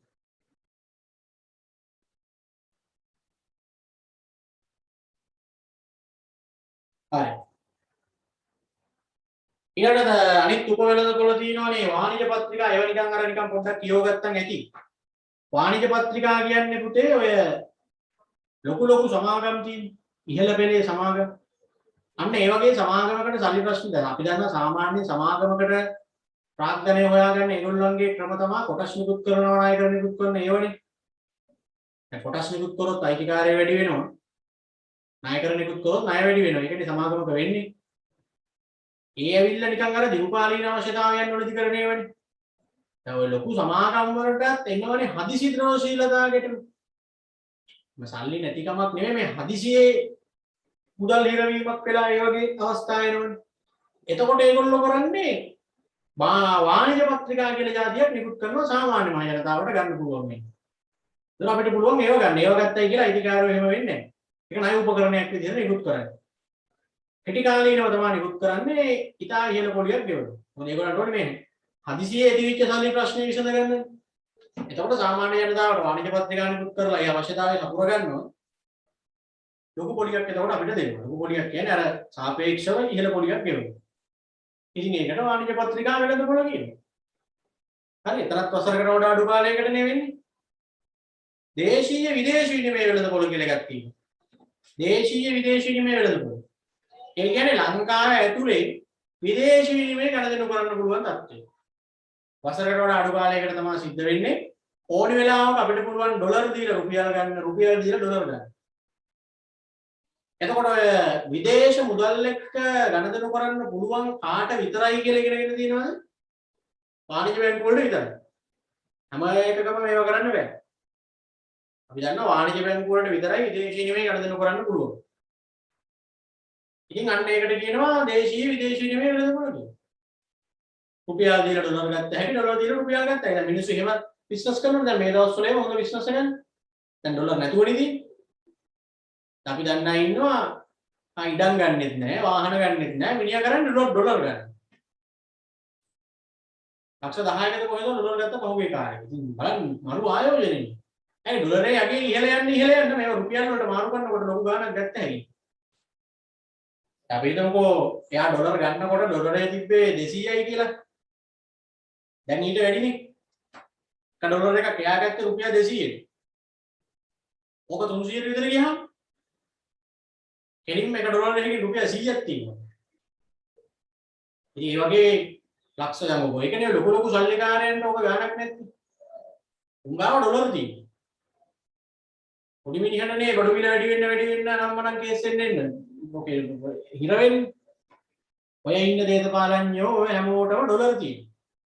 උන් පොඩ්ඩ එහෙම වෙච්ච බැරි වෙනකොට ඒකනේ රට යන්නේ. ඩොලර් තියෙනවනේ ළඟ. අන්න ඒකයි. හොඳ ආයෝජනයක්. ඉතින් ඉඩම් ගන්නවා, බිල්ඩින් හදනවා, වාහන ගන්නවා වගේ ඩොලර් ගන්න. අරන් තියා ගන්න. ඩොලරේ අඩු වුණොත් මේ පාඩු වෙන්නේ. ලංකාව වගේ රටවල් වල ඉතින් අඩු ගන්න එහෙම සැකයක්වත් තියාගන්න ඕනේ නැහැ නේද දෙන්නේ කිව්වේ. ජීවිතේ ඩොලර් එක අඩු වෙන පාටක් නෙවෙයි එන්නේ වැඩි වෙන පාටක් නෙවෙයි වෙන්නේ.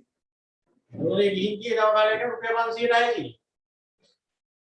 එතකොට අර ඩොලර් ගත්ත හැට එහෙම හොඳ ගාණක් ගත්ත හැට. අන්න ඒකයි. එහෙමනම් ඔන්න මුදල් වෙළඳපොලේ උප වෙළඳපොළ හතර හරි. විස්තර එච්චරම ඕනේ නැහැ. උප වෙළඳපොළ හතර කියන්න මතක තියාගන්න. ඒ වගේම අදහස මතක තියාගන්න. මුදල් වෙළඳපොළ කියන්නේ මොකක්ද? වසරකට වඩා අඩු කාලයකට ගණදෙනු වෙන වෙළඳපොළ. ඒකේ ගණදෙනු වෙන උප වෙළඳපොළවල් හතරක්. අන්තර් බැංකු ඒක්ෂණ වෙළඳපොළ, වාණිජ පත්‍රිකා වෙළඳපොළ, දේශීය විදේශීය විනිමය වෙළඳපොළ, භාණ්ඩාගාර මිල්පත් වෙළඳපොළ. ඒති.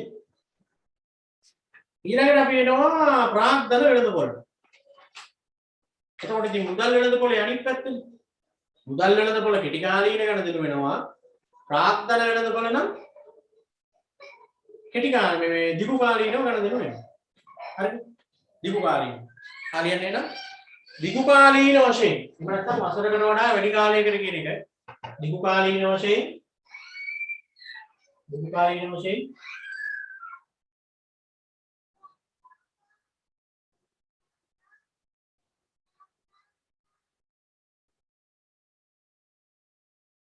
ණය ගැනීම දීර්ඝ කාලීන වශයෙන් ණය ගණදෙනු සිදුවන වෙළඳපොළ. ණය ගණදෙනු සිදුවන වෙළඳපොළ. ණය ගණදෙනු සිදුවන වෙළඳපොළ. ප්‍රාග්ධන වෙළඳපොළයි. ප්‍රාග්ධන වෙළඳපොළයි.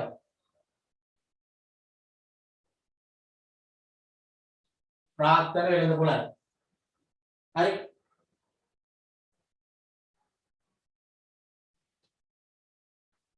හරිනේ.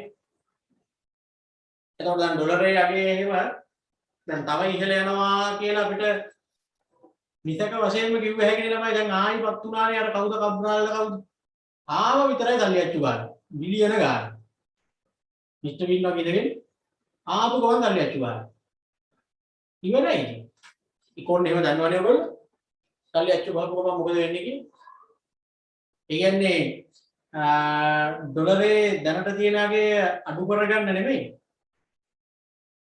තව වැඩි කරගන්නනේ ඔය දඟල සල්ලි අච්චු ගහනවා එහෙ දැන් අර මහ බැංකුව බැඳුම් කර වංචාවට වෙච්ච දෙයක් නේ යාරය කරා මෙයා කරා කියලා අපි කිව්වට හරියන්නේ නැහැ නේ දැන් ඒගොල්ලන්ව අල්ලලා ඒ සල්ලි වලින් ඒ වෙච්ච රටට වෙච්ච පාඩුව නැවත මම ආගේ සති දෙකක් ඇතුළත කොහෙද මේ පාඩුව නැවත පියවනවා කියලා තමයි ඔය සර්ලා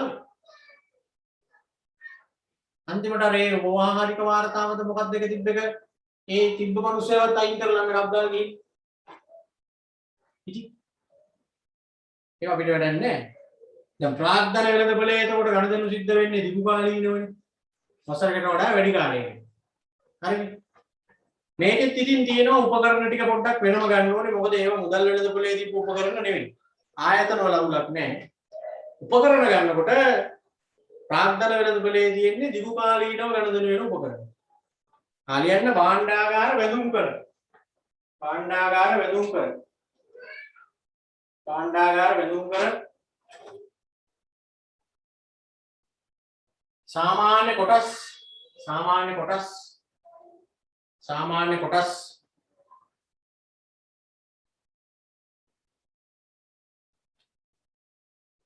वरणीय कोटस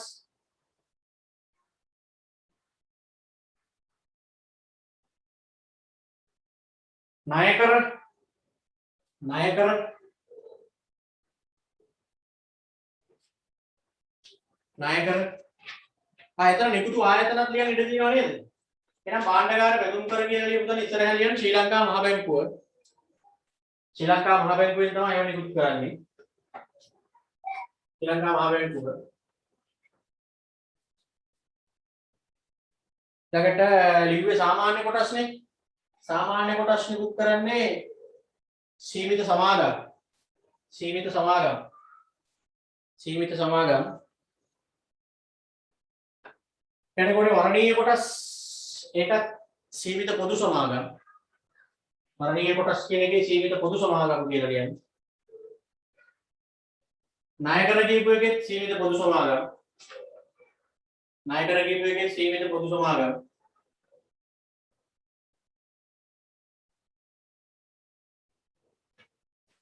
තව උපකරණයක් කියන්නේ කොටස් බලපත්‍ර කියලා කොටස් බලපත්‍ර ඒවත් සීමිත පොදු සමාගම් කොටස් බලපත්‍රත් සීමිත පොදු සමාගම්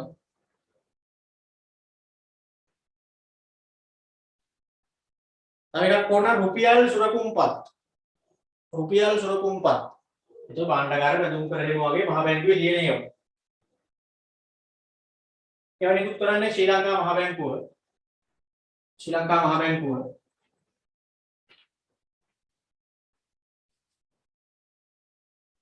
අවැති මේකෙත් තියෙනවා අර වගේ උපවෙළඳ පොළ අන්තිමට කිව්ව එක මොකක්ද රුපියල් සුරකුම්පත් ඒක නිකුත් කරන්නේ ශ්‍රී ලංකා මහ බැංකුව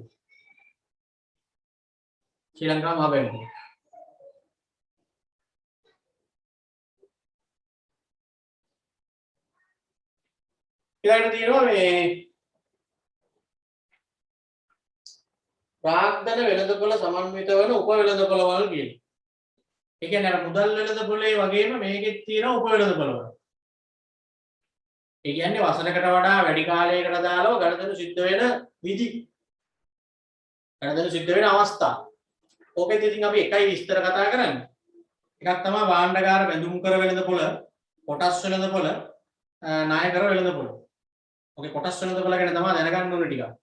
බැඳුම් කර වෙළඳපොළ කිව්වහම ඉතින් භාණ්ඩාගාර විල්පත් වෙළඳපොළම තමයි වෙනසකට තියෙන්නේ. වසරකට වඩා වැඩි කාලයකදී තමයි ඒවා කල්පිරෙන්නේ ඉච්චරයි. කියවලු රජයට අවශ්‍ය මධ්‍ය හා දිගු කාලීන ණය දේශීය මුදලින් ලබා ගැනීම සඳහා රජය වෙනුවෙන් ශ්‍රී ලංකා මහ බැංකුව නිකුත් කරන නිර්ලේඛන සුළකුම්පත් විශේෂයෙන් භාණ්ඩාගාර බැඳුම් කර ලෙස හැඳින්වේ. මේවා හෝමාරු වන වෙළඳපොළ භාණ්ඩාගාර බැඳුම් කර වෙළඳපොළ වේ. සුරක්ෂිත මුල්‍ය උපකරණයක් වන මෙය රුපියල් දසදහසේ ගුණිතයන්ගෙන් යුක්තව මිලදී ගත හැකියි. වසර 2 සිට වසර 30ක් තෙක් කල්පිරෙන සීමාවන්ගෙන් ලබා ගත හැකියි. විස්තර දීලා තියෙන්නේ රෝස් කරන ළමයි හින්දා මේවා පොඩ්ඩක් දැනගෙන ඉන්න ඕනේ. බැඳුම් කර කියන්නේ මොනවද? මිල්පත් කියන්නේ මොනවද? ඒකයි. පාඩම් කරගන්න ඕනේ නැහැ. බැඳුම් කරගෙන විස්තර කරන්න කියලා එහෙම වෙන්නේ නැහැ. සාංගමික බැඳුම් කර කියන්නේ ණය කරවලට කියන සමාන පදයක්. සාංගමික බැඳුම් කර කියන එහා පැත්තේ දීලා තියෙන්නේ. ඒ ණය කරම තමයි. රාජ්‍ය සංස්ථා හා සීමිත පොදු සමාගම් විසින් මධ්‍ය හා දිගු කාලීන අනුමුදල් සපයා ගැනීම සඳහා නිකුත් කරන බැඳුම් කර. අලෙවි කිරීම සම්බන්ධ කටයුතු සිදු කරන වෙළඳපොළ මේ වේ. පෞද්ගලික සමාගම් වලට ණය කරන නිකුත් කරන්න බෑ. පොදු සමාගම් වලට පුළුවන්, රාජ්‍ය සංස්ථා වලට පුළුවන්. යට අපිට විස්තර කතා කරන්න තියෙන එක තමයි මෙන්න මේ කොටස් වෙළඳපොළ. කොටස් වෙළඳපොළ. ෂෙයා මාකට් කියන්නේ දැන් කොටස් ගණන කොහොමද සිද්ධ වෙන්නේ? වසරකට වඩා වැඩි කාලයකටනේ සාමාන්‍යයෙන්. අවුරුද්දකට වඩා වැඩි කාලයකට තමයි කොටස් ගණන සිද්ධ වෙන්නේ. කොටස් කියන්නේ කොහෙන්ද ඔක එන්නේ? කොටස් කියන කතන්දරේ එන්නේ සමාගම් එක්කනේ සම්බන්ධ. අපි මෙතන පෞද්ගලික සමාගම් පැත්තකින් කියමුකෝ. ඒගොල්ලෝ කොටස් නිකුත් කරාට ඒගොල්ලන්ට ප්‍රසිද්ධියේ කොටස් එහෙම කරන්න බෑ කියලා අපි දන්නවනේ. දැන් පොදු සමාගම් වලට ප්‍රාග්ධනය ඕනේ වුණාම ප්‍රාග්ධනය සපය ගන්න නිකුත් කරන සුරකුම්පත් මේ කොටස් කියලා කියන්නේ. එතකොට කොටස් මිලට ගැනීමක් විකිණීමක් සිද්ධ වෙනවා නම් ඒක කොටස් වෙනවා. එච්චරයි. තනක් අදාළ නැහැ. අද කාලේ අන්තර්ජාලය හරහා ගොඩක් වැඩ දෙන හින්දා කොටස් වෙළඳපොළ අර අනිත් ඒවා වගේම ස්ථානීය වෙළඳපොළක් විදිහට සහ අවකාශ වෙළඳපොළක් විදිහට තියෙන්න පුළුවන්. කොටස් ගන්නවා කිව්වහම ඉන්ටර්නෙට් එකෙන් නේ අද ගණන් කරන්නේ. ඒ තමයි කොටස් වෙළඳපොළ කියන එකේ අර්ථය. ඔය පුතේ කොටස් වෙළඳපොළ කියන වචනේ කොළඹ කොටස් සූමාරුව කියන වචනේ පටල ගන්න එපා දෙකක්. කොටස් වෙළඳපොළ කියන්නේ වචනයක් විතරයි. සංකල්පයක් විතරයි. කොටස් මිලට ගැනීමක් විකිණීමක් වෙනවා නම් එතන කොටස් වෙළඳපොළ එච්චරයි. ඒකට තියෙන නිශ්චිත තැන තමයි අතන. ඒක ද්විතීක ගණන නිශ්චිත වෙන කොටස් වෙළඳපොළේ භාණ්ඩාගාර බිල්පත් වගේ දෙකක් තියෙනවා මේ වගේ. දැන් මෙතන මහ බැංකුවනේ කොටස් වෙළඳපොළ වල ඉන්නේ සමාගම්. දැන් සමාගම්නේ ඕවා නිකුත් කරන්නේ. පොදු සමාගම් ඕවා නිකුත් කරනකොට දැන් සාමාන්‍ය ජනතාවට ගිහිල්ලා ගෙලින්ම ගන්න පුළුවන් ඒවැ නම් එහෙම ගන්න අවස්ථා තියෙනවා. ගෙලින්ම ඇවිල්ලා සමාගමෙන් කොටස් ගන්නවා නම් කවුරු හරි එතන ප්‍රාථමික වෙළඳපොළක් වෙනවා. ඊළඟට ගත්තු කොටස් අතින් අත විශ්වාස කරන්නත් පුළුවන් කියලා දන්නවනේ. අපි ගත්තු කොටස් අපිට පුළුවන් නේ නැවත විකුණන්න. කොළඹ කොටස් සෝමාරුව කියන එකේ ඕකනේ වෙන්නේ. මිනිස්සු එතෙන්ට ගිහිල්ලා ඕකනේ කරන්නේ. ගත්තු කොටස් ආයෙ විකුණන එකනේ. එතකොට ද්විතීක වෙළඳපොළ. එතකොට කොළඹ කොටස් සෝමාරුව කියන්නේ ද්විතීක එක. එතන මිනිස්සු කරන්නේ තම තමන් ගත්තු කොටස් නැවත මිලට ගැනීම විකිණීම කරගන්නවා එතෙන්ට ගිහින්. යන්න ඕනේ නැහැ දැන් ඉන්ටර්නෙට් එක කරා පුළුවන්. කෙලින්ම සමාගමෙන් ගන්නවා නම් එතන ප්‍රාථමික කොටස් වෙළඳපොළක් හැදෙනවා. හරිද? බලමු. කොටස් වෙළඳපොළ. ලේඛනගත පොදු සමාගම් වල කොටස් සානාය කර මිලට ගැනීම හා විකිණීම සිදු කරන වෙළඳපොළ කොටස් වෙළඳපොළයි. මහ ජනතාවට කොටස් වල විකිණීම මගින් කොටස් ප්‍රාග්ධනයද ණය කර විකිණීම මගින් ණය ප්‍රාග්ධනයද පොදු සමාගම් විසින් ලබා ගැනීමේ කොටස් වෙළඳපොළ තුලින් මේ ප්‍රාථමික හා ද්විතීක වශයෙන් කොටස් දෙකකි. ප්‍රාථමික කොටස් වෙළඳපොළ කියන්නේ මූලික නිකුතුවේදී පරිණත නිකුතුවේදී කෙලින්ම සමාගමෙන් ගන්න. මොකද සමාගම් හැම වෙලේම කොටස් නිකුත් කරන්නේ නැහැනේ. මූලික නිකුතුව සහ පරිණත නිකුතුනේ කරන්නේ. ඒ වෙලාවටනේ සමාගමෙන් ගන්නවා නම් ගන්න වෙන්නේ. ඒ වෙලේ ගන්නවා නම් ප්‍රාථමික කොටස් වෙළඳපොළක් එතන. ඒ ගත්තේ ඒවා අතින් අත මාරු කර ගන්නවා නම් ද්විතීක කොටස් වෙළඳපොළ. එතකොට කොළඹ කොටස් සෝමාරුව කියන එක ද්විතීක කොටස් වෙළඳපොළක් හැටියට තමයි ගන්න. හරි? කොළඹ කොටස් සෝමාරුව ගැන තමයි ඊළඟට අපිට වෙනම කතා කරන්න තියෙන්නේ. ඒ ටික තමයි ආයි නිතර විභාගයට එන්න තැන. මුල්‍ය උපකරණ ගැන ආයතන ගැන එච්චර අහන්නේ නැහැ. ඒවා මුදල් පාඩමේදී එහෙම තිබ්බින්ද. ඔන්න ඔය කොළඹ කොටස් සෝමාරුව ගැන අහන දේවල් ටිකක් තියෙනවා. දැන් ඔය පේපර් අපි දැන් 9ක් කරා 8ක් කරා 9 වෙනි එක දැන් ඔයගොල්ලන්ගේ ලැබිලා නෙදී. ඒවා කරනකොට පේනවා කොටස් වෙනද බල ගැන මුල්‍ය කල්පනාකරණයට අදාළව අහනවා. MCQ වලත් එනවා. අපි බලමුකෝ කොළඹ කොටස් සෝමාරුව ගැන මොකද තියෙන විස්තරය කියලා. කොළඹ කොටස් සෝමාරුව යනු ලේඛනගත සමාගම් වල කොටස් මිලට ගැනීම හා විකිණීම පරිපාලනය කරන ආයතනයයි. මේ සමාගම් පනත යටතේ අපයෙන් සීමිත සමාගමක් ලෙස ලියාපදිංචි කර ඇත. තරවුකාර සමාගම් 15ක් මෙහි අයිතිකරුවන් වේ. අධ්‍යක්ෂ මණ්ඩලය 9 ඒ අපිට දැනගන්න දීලා තියෙන්නේ කොළඹ කොටස් සෝමාරුවේ අයිතිය තියෙන්නේ කාටද? තනි මිනිහෙක්ට එහෙම නෙමෙයි. තරවුකාර සමාගම් 15ක් තමයි මේක කරගෙන යන්නේ. හරිනේ. බලමුකෝ කොළඹ කොටස් සෝමාරුව ගැන මොනවද අපි දැනගන්න ඕනේ දේවල් කියන්නේ. කොළඹ කොටස් සෝමාරුව ශ්‍රී ලංකාවේ ආර්ථිකයට වැදගත් වීමට හේතු. ඔන්න ලියන පේපර් එකේ එන්න පුළුවන් ප්‍රශ්නයක්. සමාගම් පාඩමේදී තෝක පොඩ්ඩක් කියලා දුන්නා වගේ මතකයි. දැන් මේ වගේ කොටස් වෙනද පොලක් ෂෙයා මාකට් එකක්. අර මිනිස්සුන්ට ගත්ත කොටස් අතින් අත මාරු කරගන්න ඒ වගේ එකක් තියෙන එක රටේ ආර්ථිකයට වැදගත් වෙන විදිහට. කොහොමද කියලා අහන්න. දැන් පෞද්ගලික කාලයකට මම දැක්කා ඔය කියන නිවුස් එකේම ආවා. අද කොටස් වෙනද පොලේ මිල ගණන් වාර්තාගත ලෙස ඉහළ ගිහිල්ලා තියෙනවා නම් මම කොහොමද කියලා. හරි. ඒ කියන්නේ රටකට කොටස් වෙනද පොලකින් තියෙන ප්‍රයෝජනනේ අපෙන් අහන්නේ. කියන්න සමාගම් වලට වැඩි ප්‍රාර්ථනයක් රැස් කරගත හැකි වීම. සමාගම් වලට වැඩි ප්‍රාර්ථනයක් රැස් කරගත හැකි වීම.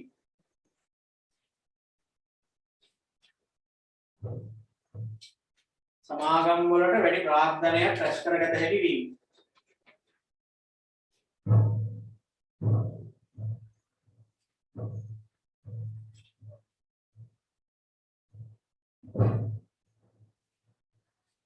අර දේශීය විදේශීය ආයෝජකයන් ආකර්ෂණය වීම. දේශීය විදේශීය ආයෝජකයන් ආකර්ෂණය වීම. දේශීය විදේශීය ආයෝජකයන් ආකර්ෂණය වීම. දේශීය විදේශීය ආයෝජකයන් ආකර්ෂණය වීම. දේශීය විදේශීය ආයෝජකයන් ආකර්ෂණය වීම.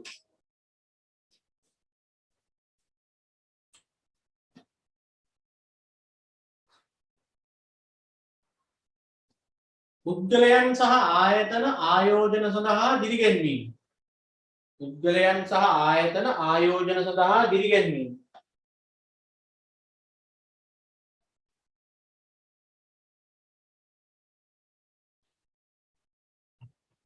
පුද්ගලයන් සහ ආයතන ආයෝජන සඳහා දිරිගැන්වීම. පුද්ගලයන් සහ ආයතන ආයෝජන සඳහා දිරිගැන්වීම.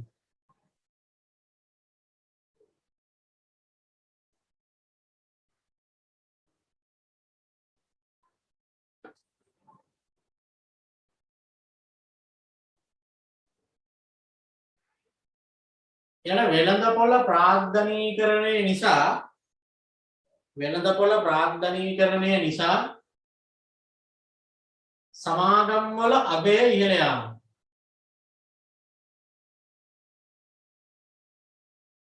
වෙළඳපොළ ප්‍රාග්ධනීකරණය නිසා සමාගම් වල අගය ඉහළ යාම.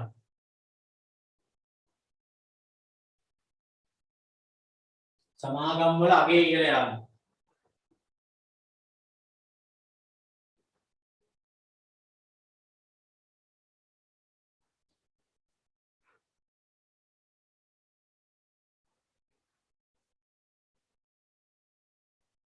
ඊළඟ රජයේ සුරකුම්පත් තලවි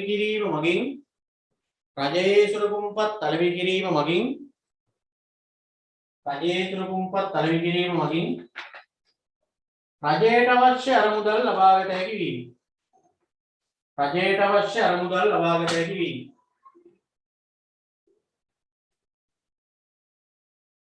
රජයේ සුරකුම්පත් තලවි කිරීම මගින් රජයට අවශ්‍ය අරමුදල් සපයාගත හැකි වීම. රජයට අවශ්‍ය අරමුදල් සපයාගත හැකි වීම.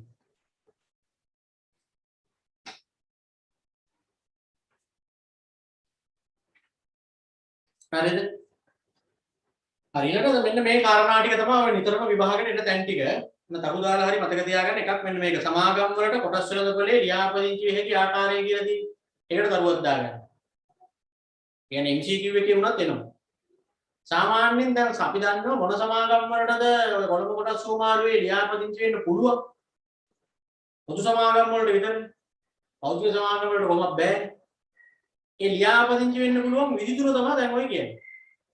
මොකද අපි දන්නවා පොදු සමාගම් වුණත් කොටස් වෙළඳපොලේ ලියාපදිංචි වුණොත් තමයි කොටස් වෙළඳපොළ හරහා ගණදෙනු කරන්න ඒගොල්ලන්ට පුළුවන් වෙන්නේ. එතකොටනේ ඒගොල්ලෝ අර නිල ලැයිස්තුගත සමාගම් කියලා අපි හඳුන්වන්නේ. නිල ලැයිස්තුගත නොපොදු සමාගමුත් තියෙනවනේ. ඒ කියන්නේ ඒගොල්ලෝ කොටස් සුමාරුවේ ලියාපදිංචි වෙලා නැහැ කියන එක. ඒ වගේ සමාගම් වල කොටස් ෂෙයා මාකට් එකේ ගණදෙනු කරන්න බෑ. ඉතින් යම්කිසි පොදු සමාගමකට කොටස් වෙළඳපොලේ ලියාපදිංචි වෙන්න පුළුවන් විදි තියෙනවා තුනක්. පළවෙනි එක ලියන්න මූලික නිකුතුව මගින් කියන. මූලික නිකුතුව මගින්. පළවෙනි ස්ථානයේ ලියන්න මූලික නිකුතුව මගින්.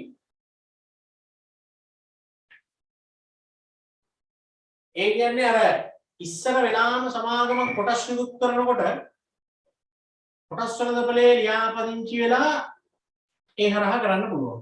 එනි තමන්ගේ පළවෙනි කොටස් නිකුතුවම කොළඹ කොටස් සුමාරුවේ ලියාපදිංචි වීම හරහා කරනවා. ඒ අවස්ථාවේදී ලියාපදිංචි වෙන්න පුළුවන්. ඒක තමයි මූලික නිකුතුවක් මගින් කියන්නේ. පළවෙනි නිකුතුවේදීම කොටස් වෙළඳපොලේ ලියාපදිංචි වෙනවා නම් ඒකට කියනවා මූලික නිකුතුවක් මගින්. දැන් පළවෙනි නිකුතුව කරලා ඉවරයි අපි. මූලික ප්‍රසිද්ධ නිකුතුව කරලා ඉවරයි. පළවෙනි එක විතරක් නෙවෙයි සමාගම් පස්සෙත් කොටස් නිකුත් කරනවා. පරිණත නිකුතුව කියලා කියන්නේ ඒවනේ. ඒ පස්සේ දෙවෙනියට තුන්වෙනියට හතරවෙනියට වගේ කොටස් නිකුතුවක් කරනකොට කොටස් වෙළඳපොලේ ලියාපදිංචි වෙන්නත් පුළුවන්. ඒක තමයි දෙවෙනි ක්‍රමය. ඒකට කියන්නේ විකුණුම් අර්පණයක් මගින් කියන්නේ. විකුණුම් අර්පණයක් මගින්. පළවෙනි එක මොකද්ද? මූලික නිකුතුව මගින්. දෙවෙනි එක විකුණුම් අර්පණයක් මගින්. දැන් කොටස් නිකුතුවක් කරන්නෙම නැතුව කොටස් වෙළඳපොලේ එකකට ලියාපදිංචි වෙන්න බැයිද? දැන් මූලික නිකුතුත් කරලා ඉවරයි, පරිණත ඒවත් කරලා ඉවරයි. දැන් සමාගම නැවත කොටස් නිකුතුවක් කරන්න දහසක් නැහැ. හැබැයි කොළඹ කොටස් සුමාරුවේ ලියාපදිංචි වෙන්න බැයිද එතකොට යාර? එහෙමත් පුළුවන්. ඒක කියන තුන්වෙනි එක හඳුන්වා දීමක් මගින් කියනවා. හඳුන්වා දීමක් මගින්. හඳුන්වා දීමක් මගින්. අන්නේ තුන මතක තියාගන්න. සමාගමකට කොටස් සුමාරුවේ ලියාපදිංචි විය හැකි ආකාර තුන. මොකක්ද එතකොට ලියාපදිංචි විය හැකි ආකාර තුන? මූලික නිකුතුව මගින්, විකුණුම් අර්පණයක් මගින්, හඳුන්වා දීමක් මගින්. මොකද? මූලික නිකුතුව මගින්, විකුණුම් අර්පණයක් මගින්, හඳුන්වා දීමක් මගින්. හරිද? ඊළඟට දැන් ඔය ලියාපදිංචි වෙනවනේ දැන් ඔය ක්‍රම තුනෙන් කොයි ක්‍රමයකට හරි කමන්නේ. ලියාපදිංචි වුණා කියන්නකෝ. ලියාපදිංචි වුණාම ඒ සමාගම් වල නම ඒ කොටස් සුමාරුවේ තියෙන පුවරු වලට දාන්නවා. ලැයිස්තුගත කරනවා කියන්නේ ඒක. ලියාපදිංචි වෙනයි ලැයිස්තුගත කිරීම වෙනයි. දැන් ලියාපදිංචි වුණාට පස්සේ ඒ සමාගම් වල නම් දාන පුවරු දෙකක් තියෙනවා ඒගොල්ලන්ගේ. බෝඩ් දෙකක්. ඒ බෝඩ් දෙකෙන් එකකට නම දාගන්න ඕනේ. ඉතින් අපිට කැමති බෝඩ් එකට එහෙම නම දාන්න බෑ. ඒ බෝඩ් වලට නම දාන්න නම් සපුරන්න ඕනේ සුදුසුකම් තියෙනවා. අන්න ඒව මතක තියාගන්න ඕනේ. ඒව අහනවා නිතර. ප්‍රධාන පුවරුවේ ලැයිස්තුගත වෙන්න තියෙන ඕන සුදුසුකම් මොනවාද? ඒක පුවරුවක්. ප්‍රධාන පුවරුව මේන් බෝඩ් කියන්නේ. අනික දිරිසවි පුවරුව. වොච් ලිස්ට් පුවරුව කියලා කියනවා. ඒකට නම දානවා නම් මොන සුදුසුකම්ද තියෙන්නේ? ඔන්න ඔය දෙක මතක තියෙනවා. අපි මුලින්ම බලමු ප්‍රධාන පුවරුවට යන්න තියෙන්න ඕනේ සුදුසුකම්. දැන් රිවිෂන් වල එහෙම මේව කරපු හින්දා මතක තියෙන්න ඕනේ හරියනම්. මතක නම් කියන්න බලන්න ළමෙක් මට ප්‍රධාන පුවරුවට සමාගමක නම දාගන්න නම් තියෙන්න ඕනේ සුදුසුකම් තුන. එකක් කියන්න. පසුගිය වර්ෂ දෙක බදු පෙරම ශුද්ධ ලාභ ලබා තිබෙනවා. පසුගිය වසර 3ක මේ කිව්වේ. ශුද්ධ ලාභ පෙන්වන්න ඕනේ. තව ප්‍රකාශිත ප්‍රාග්ධනය රුපියල් මිලියන 500ට නොඅඩු වෙන්න ඕනේ. ප්‍රකාශිත ප්‍රාග්ධනය රුපියල් මිලියන 500ට වඩා නොඅඩු වෙන්න. ඒ කියන්නේ ඊට වඩා අඩු වෙන්න බෑ. තව 125ක් මහජනතාවට නිකුත් කරලා තියෙන ඕනේ කොටස්. නිකුත් කරලා තියෙන මුළු කොටස් වලින් 125ක් මහජනතාවට නිකුත් කරලා තියෙනවා. මේ තුන මතක තියාගන්න. අනියන්න ප්‍රකාශිත ප්‍රාග්ධනය රුපියල් මිලියන 500ට නොඅඩු විය යුතුයි. ප්‍රකාශිත ප්‍රාග්ධනය රුපියල් මිලියන 500ට නෝඩු වී යුතුය.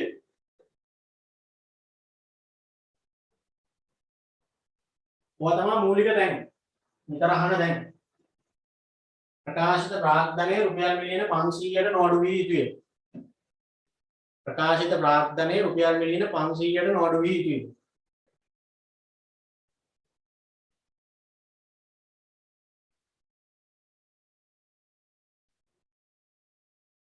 ඊළඟට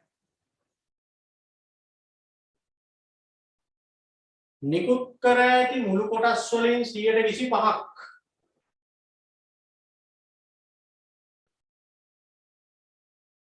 නිකුත් කර ඇති මුළු කොටස් වලින් 125ක්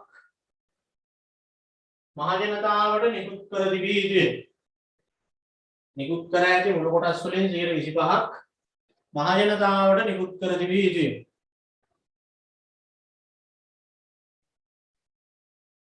මහජනතාවට නිකුත් කර තිබිය යුතුය.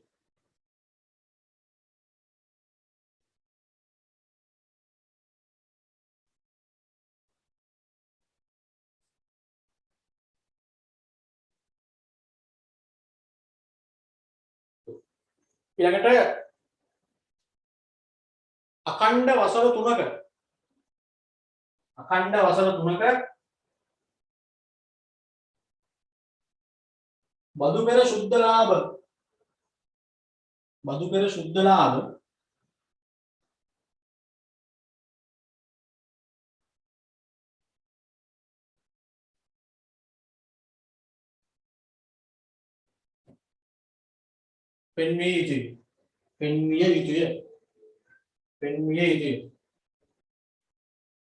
පෙන්විය යුතුය.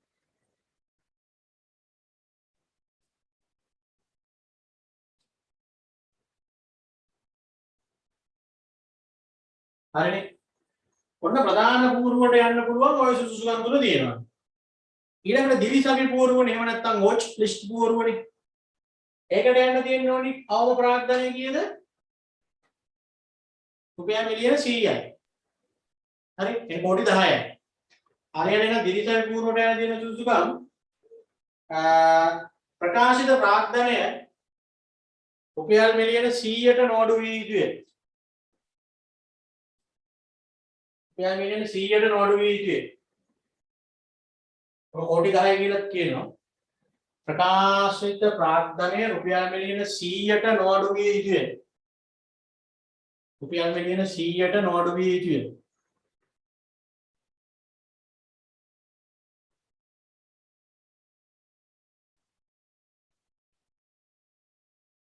එන නිකුත් කර ඇති මුළු කොටස් වලින් 10%ක් මහජනතාවට නිකුත් කර යුතුය. නිකුත් කර තිබිය යුතුය. නිකුත් කර ඇති මුළු කොටස් වලින් 10%ක් මහජනතාවට නිකුත් කළ යුතුය. මහජනතාවට නිකුත් කළ යුතුය.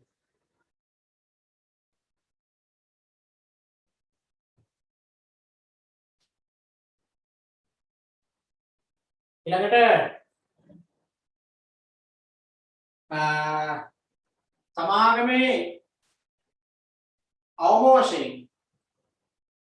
සමාගමේ අවම වශයෙන්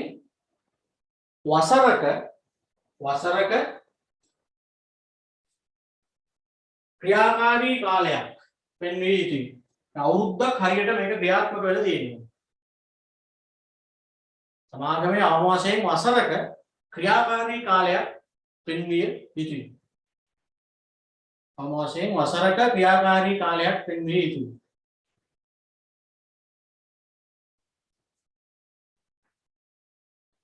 දිරිසවි පූර්ව.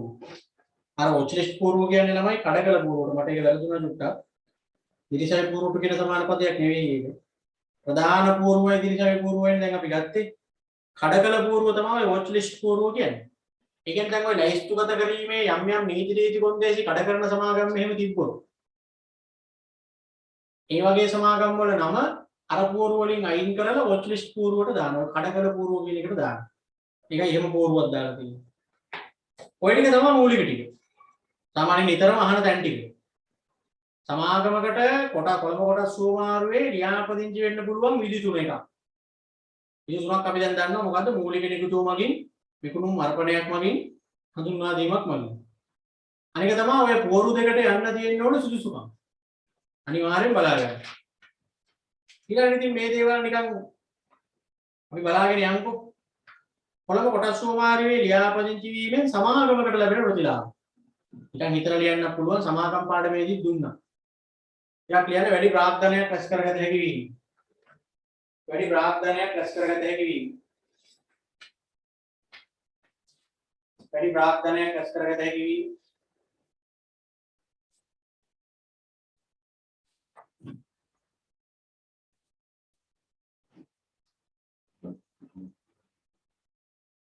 අරමුදල් රැස් කිරීමට යන පිරිවැය අඩු වීම.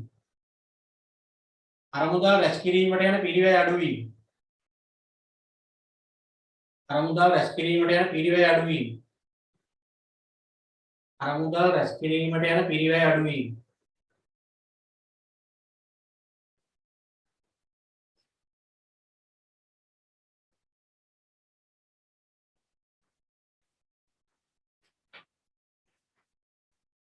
සමාගමට වටිනාකමක් නිර්මාණය වීම. කියන ආයෝජකයෝ අතර ලැයිස්තුගත සමාගම් ජනප්‍රියයි. සමාගමට වටිනාකමක් නිර්මාණය වීම.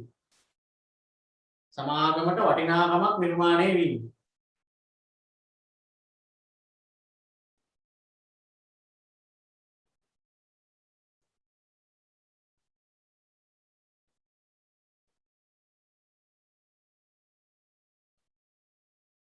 සමාගමට වටිනාකමක් නිර්මාණය වීම.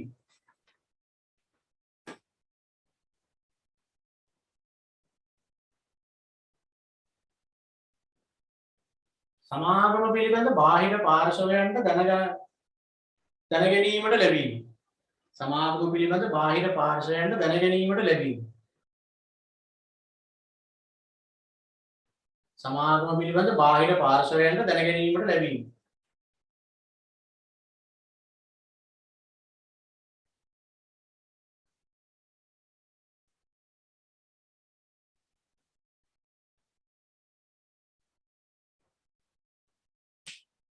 ඇල්මැති පාර්ශවයන්ගේ විශ්වාසය ඉහළ යාම.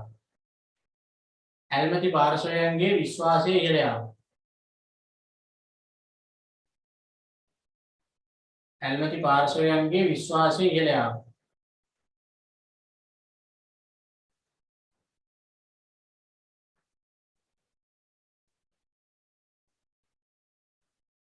හරි. ඊළඟ මෙන්න මේ ටික නිකන් බලා ගන්න. ඉතින් අර සමා කොටස් වලද පොළ කියන එක ගැන කතා කරද්දී සාමාන්‍ය කොටස් සෝමාරුවේ ගණදෙන වෙන උපකරණ මොනවාද කියලා.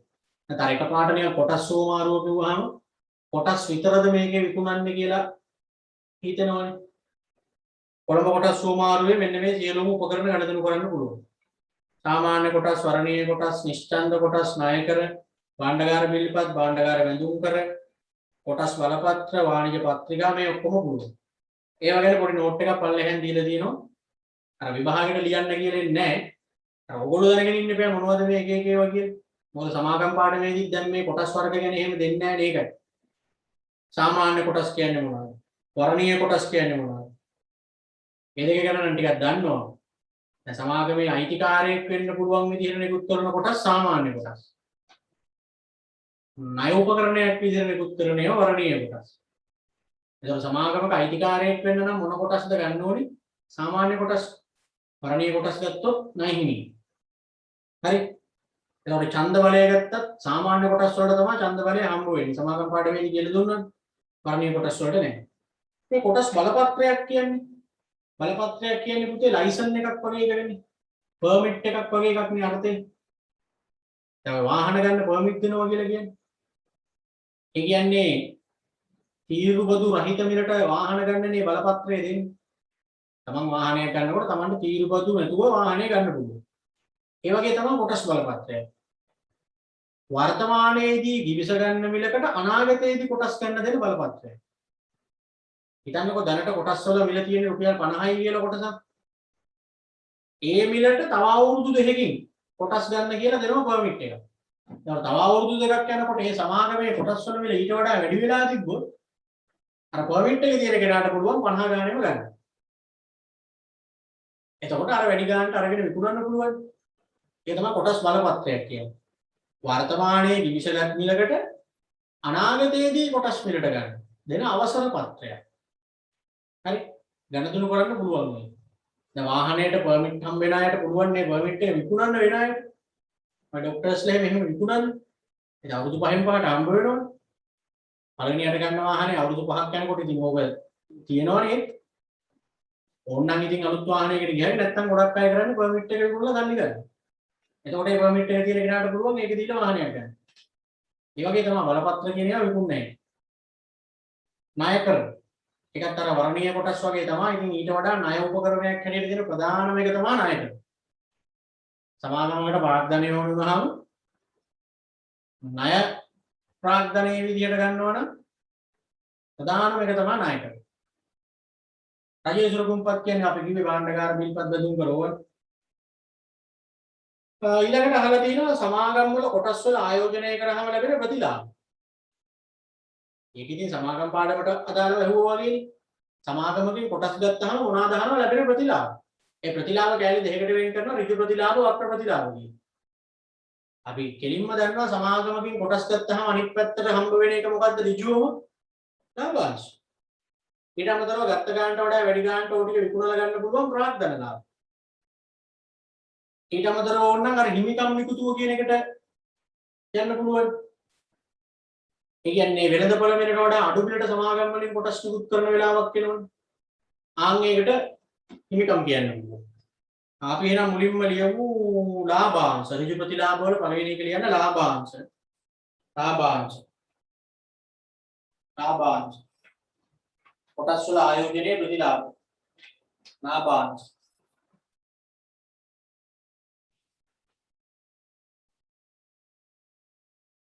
ඊළඟට පොලි. ඒක අර වර්ණීය කොටස් වලට ණයකර වලට වගේ තමයි පොලි හම්බෙන්නේ. පොලි. පොලි දෙවෙනි එක පොලි.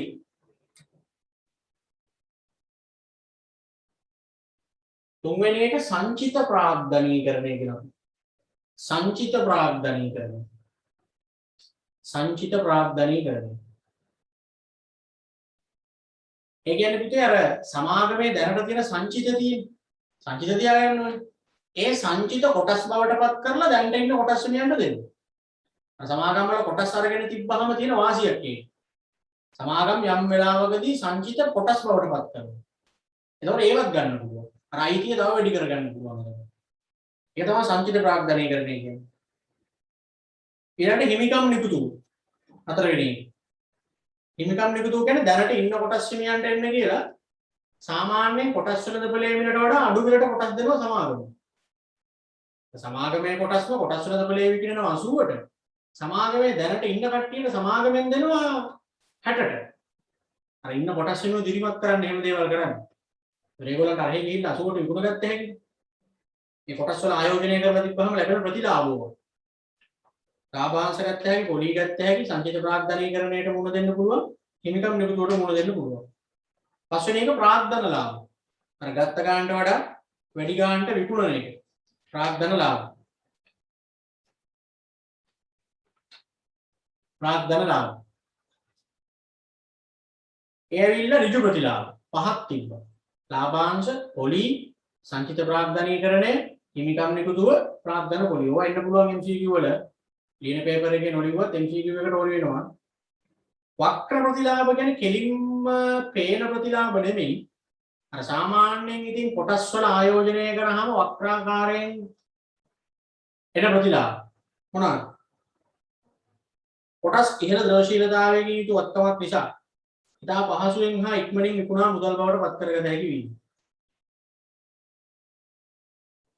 උද්දමනකාරී වාතාවරණයක් තුළ උද්දමනයේ අහිතකර බලපෑම අවම වේ. ඒ ඇයි උද්දමනයේ බලපෑම වෙන්නේ නැහැ කියන්නේ කොටස් ගත්තාම කොහොමද එහෙම වෙන්නේ? ඇයි ඉතින් උද්දමනය කියන්නේ ළමයි භාණ්ඩවල මිල වැඩි වෙන එකනේ. හැම දෙයකම මිල වැඩි වෙන්න එතකොට සමාගම් වල කොටස් වල මිලත් ඊට සාපේක්ෂව මක් වෙනවද ඉන්නේ? එතන කොටස් ගත්තු එකාට උද්දමනයේ බලපෑම වෙන්නේ නැහැ. අනිත් ඒවා මිල වැඩි නම් තමන් ගාව දෙන කොටස් වල මිලත් තියෙන දාන්න. ඒක හරි. දිගුකාලීන ආයෝජනයේ වශයෙන් කොටස් ආයෝජනය තුළින් ඉහළ ප්‍රතිලාභත් කරගත හැකි වීම. අනික සාමාන්‍යයෙන් දිගුකාලීන ආයෝජනයක් හැටියට ගත්තාම හොඳ ආයෝජනයක්. මොකද සමාගම් කියන්නේ කොටස් වල කොලෙත් ලැයිස්තුගත වෙලා තියෙනවා කියලා කියන්නේ දවසකින් දෙකකින් නැති වෙන ඒවා නෙවෙයි. කාලයක් යනකම් ප්‍රතිලාභ ගත්තේ. ප්‍රාග්ධන ලාභ වදු වලින් නිදහස් වීම. අර කොටස් ගත්ත මිලට වඩා වැඩි ගන්නට විකුණලා ලාභ ගන්නකොට ඒවාට වදු ගහන්නේ නැහැ. කොටස් සහතිකයේ අපසුරු කුම්පතක් ලෙස භාවිත කළා කියන්නේ. දැන් කවුරු හරි සමාගමකින් කොටස් ගත්තාම කොටස් ගත්තා කියලා තියෙන සහතිකයේ කොටස් සහතිකය කියන්නේ හදිස්සියකදී ඕනනම් ඒක අපේට තියන්න පුළුවන් නෑ එහෙම ගන්න ගියාම. මොකද කොටස් සහතිකයක් තියෙනවා කියන්නේ මම මේ සමාගමේ අයිතිකාරයෙක් කියලා තියෙන සහතිකේ මට ඒකේ යම් කොටස් ප්‍රමාණයක් හිමීනේ එතකොට මගේ වත්කමක් නේ. අන්න ඒකත් වක්‍ර ප්‍රතිලාභයක් හැටියට ගත්තේ. ඔයගෙන් ලියන පේපර් එකට තමයි වක්‍ර ප්‍රතිලාභ ටික ගොඩක් වෙලා කරගෙන ගත්තේ. ඍජු ප්‍රතිලාභ ටික කෙටියෙන් කියන හින්දා MCQ එකේ එන්නත් පුළුවන්. හරිද? මෙතන කොටුවක් අස්සේ දාලා තියෙනවා මේ කොටස් වල ආයෝජනය කරන එකේ අවදානමක් තියෙනවා කියලා. ඉතින් ඕනෑම ආයෝජනයක අවදානමක් තියෙන්න බෑ. ඒ වගේ කොටස් වල ආයෝජනය කරාමත් යම් කිසි අවදානමක් රිස්ක් එකක් තියෙනවා. හැබැයි අනිත් ආයෝජන වල තරම් නැහැ. මෙතන තියෙන එකම අවදානම තමයි සමාගම් බිඳ වැටීමේ අවදානම. දැන් මම මොකක් හරි සමාගමක කොටස් ටිකක් ගන්නවා. සමාගම වලටමුත් එහෙම අර මංගාව තියෙන කොටස් වල මිල නිකම්ම බහිනවා. ඒ අවදානම තියෙනවා. ඒක තමයි අවදානමකට තියෙන්නේ. එතකොට ඒ අවදානමත් ඉතින් ඕනනම් අපිට කවර කරගන්න පුළුවන්. කොහොමද? කොටස් විතරක් ගන්න නැතුව කොටස් ණය කර දෙකම ගන්න. ණය කර වලට ඒගොල්ලෝ අනිවාර්යෙන් ගෙවන්නේ නැහැ. කොටස් වලටනේ සමාගම බංකොලොත් තුනක් හම්බෙන්නේ නැත්තේ. අයිතිකාරයෝනේ කොටස් කියන්නේ. නැත්තම් නෑ ඒක. ඒ හින්දා දෙකේ කවලමේ දැම්මනම් හරි. කොටසුත් ගන්නවා ණය කරත් ගන්නවා. ඊට අමතරව ශේෂ්ත්‍ර කීපයක සමාගම් වල දානවා. රටේ දින එක එක ශේෂ්ත්‍ර වලට දාන සමාගම්. නිෂ්පාදන ශේෂ්ත්‍රය, හොටෙල් ශේෂ්ත්‍රය, වතු ශේෂ්ත්‍රය ඕනේ. ඒ වගේ ශේෂ්ත්‍ර දෙක තුනක කම්පැනි වලින් කොටස් ගත්තා නම් හරි. දැන් යම් කිසි වෙලාවක රටේ මොකක් හරි ප්‍රශ්නයකදී යම් කිසි ශේෂ්ත්‍රයකට නම් බලපෑම එන්නේ අනිත් සමාගම් වලින් හරි ඒක කවර කරගත්ත හැකි නේද? එහෙම තියෙනවා. අවසාන වශයෙන් තියෙන්නේ කොටස් වෙළඳපොලේ ගණනය කරනවා මිල දර්ශක. ඔන්න ඕක ගැන ටුක්ටක් අහනවා. මිල දර්ශකේ මොකක්ද කියලා වගේ තමයි ගොඩක් අහන්නේ විස්තරේ දීලා ඒ සඳහා ගණනය කරන මිල දර්ශකයේ මොකක්ද වගේ. දෙකක් තමයි සියලු කොටස් මිල දර්ශකය කියන්නේ. සියලු කොටස් මිල දර්ශකය කිව්වහම පුතේ මතක තියාගන්න දැන් මිල දර්ශකයකින් සාමාන්‍යයෙන් මොකක්ද කරන්නේ? මිල දර්ශකයකින් කරන්නේ මිලේ වෙනස් වීම පෙන්වනවා. මිලේ වෙනස් වීම පෙන්වන එක තමයි මිල දර්ශකය කියන්නේ. එතකොට කොටස් මිල දර්ශකයක් නම් මේකෙන් කරන්නේ කොටස් වල මිලේ වෙනස් වීම පෙන්වනවා. يعني කොටස් වල මිල වෙනස් වෙච්ච විදිහ පෙන්වන්න තමයි මිල දර්ශක හදන්නේ කොටස් වලින්. එකක් තමයි මෙන්න මේ සියලු කොටස් මිල දර්ශකය කියන්නේ. ඒකදී ඔයගොල්ලෝ දැනගන්න දෙකයි තියෙන්නේ මතක තියාගන්න. සියලු කොටස් මිල දර්ශකයයි S&P SL විශ්ව දර්ශකයයි නෙදී. දෙකේ වෙනස පොඩ්ඩක් බලන්න. සියලු කොටස් මිල දර්ශකය කිව්වහම එකකින් වෙන්නේ කොටස් වෙළඳපොලේ දැනට ලැයිස්තුගත වෙලා තියෙන සියලුම සමාගම් වල. කොටස් වල මිල අරගෙන තමයි මේක හදන්නේ. සියලු කියන්නේ දැනට කොටස් වෙළඳපොලේ ලැයිස්තුගත වෙලා තියෙන සියලුම කොටස් වල මිල අරගෙන තමයි මේක හදන්නේ. ඒ හින්දා ඒකට කියනවා සියලු කොටස් මිල දර්ශකය කියලා. ඔක්කොම සමාගම් වල කොටස් වල මිල ගන්න. බලන්න ගණනය කරන විදිහ. දැනට කොටස් වෙළඳපොලේ ලැයිස්තුගත කර ඇති සියලුම සමාගම් වල සමස්ත මිල ගණන් වල හැසිරීම දක්වන මිල දර්ශකයයි. ගණනය කරන විදිහකින් දීලා තියෙනවා නිකමට බලා ගන්න. සියලුම ලැයිස්තුගත සමාගම් වල වෙළඳපොළ ප්‍රාග්ධනීකරණ ඉරෙන් උඩට දානවා. පදනම් වර්ෂයේ වෙළඳපොළ ප්‍රාග්ධනීකරණ ඉරෙන් යට දානවා වැඩි කරනවා 100. මොකක්ද ඔය වෙළඳපොළ ප්‍රාග්ධනීකරණය කියන්නේ? සමාගම නිකුත් කළ කොටස් සංඛ්‍යාව වැඩි කරනවා කොටස් වල වෙළඳපොළ මිලෙන්. එතකොට එන එක තමයි වෙළඳපොළ ප්‍රාග්ධනීකරණය. ගණනය කරන්න නම් ඇවිල්ලා නැහැ. මම නිකන් දැනගන්න දුන්නේ. මිල දර්ශකය හඳුන්වන්න මතක තියාගන්න. දැන් බැරි වෙලාවට ඉස්තර පුරවන්න දුන්නේ. සියලුම කොටස් වල මිලේ වෙනස් වීම පෙන්වන්න හදන දර්ශකය මොකක්ද? අන්න ඉස්තර ලියන්න ඕනි. සියලු කොටස් වල දර්ශකය. SNP SL 20 දර්ශකය කිව්වහම ඒකට ගන්න පුතේ සමාගම් 20යි.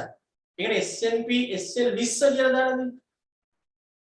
කොටස් වල පොලේ දැන් ලැයිස්තුගත වෙලා තියෙන හොඳම සමාගම් 20 තමයි ගන්න. ඉසුරුමත්ම සමාගම් 20.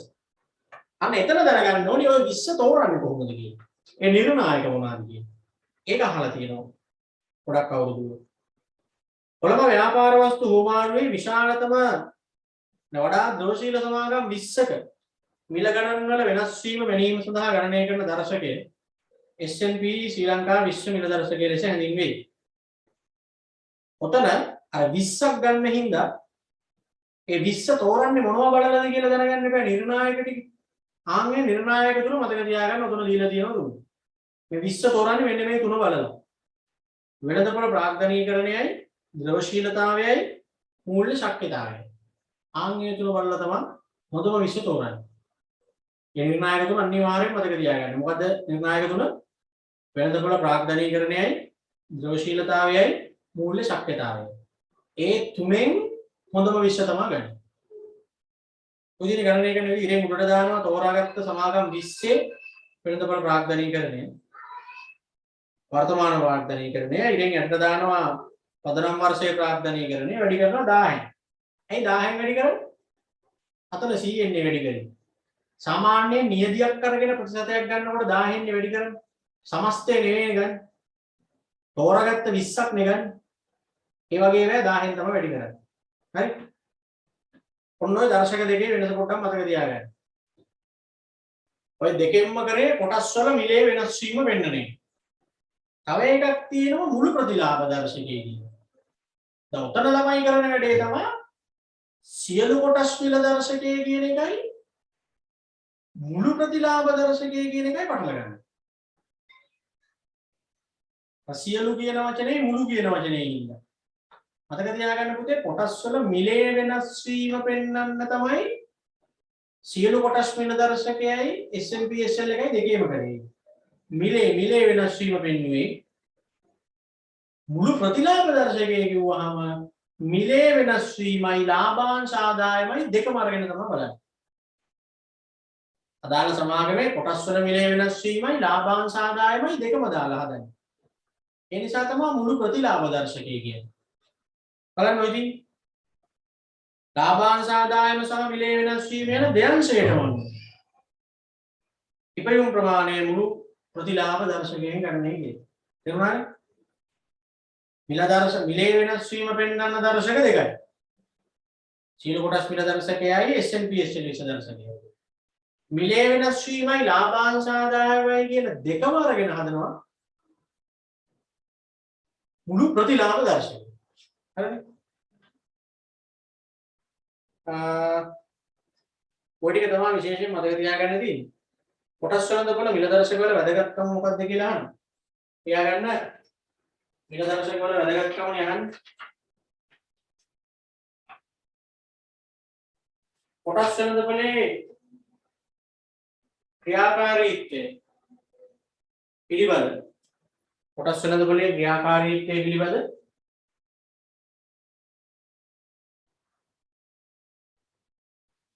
අවබෝධයක් ලබා ගන්න හැකි වෙයි. කොටස් වලින් බලේ ක්‍රියාකාරීත්වය පිළිබඳ අවබෝධයක් ලබා ගන්න හැකි වෙයි.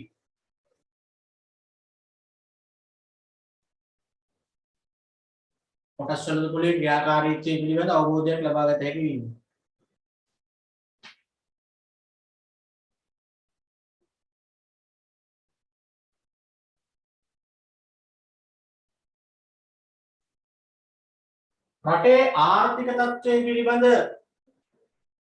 රටේ ආර්ථික තත්ත්වය පිළිබඳ සංඥා නිකුත් කිරීම.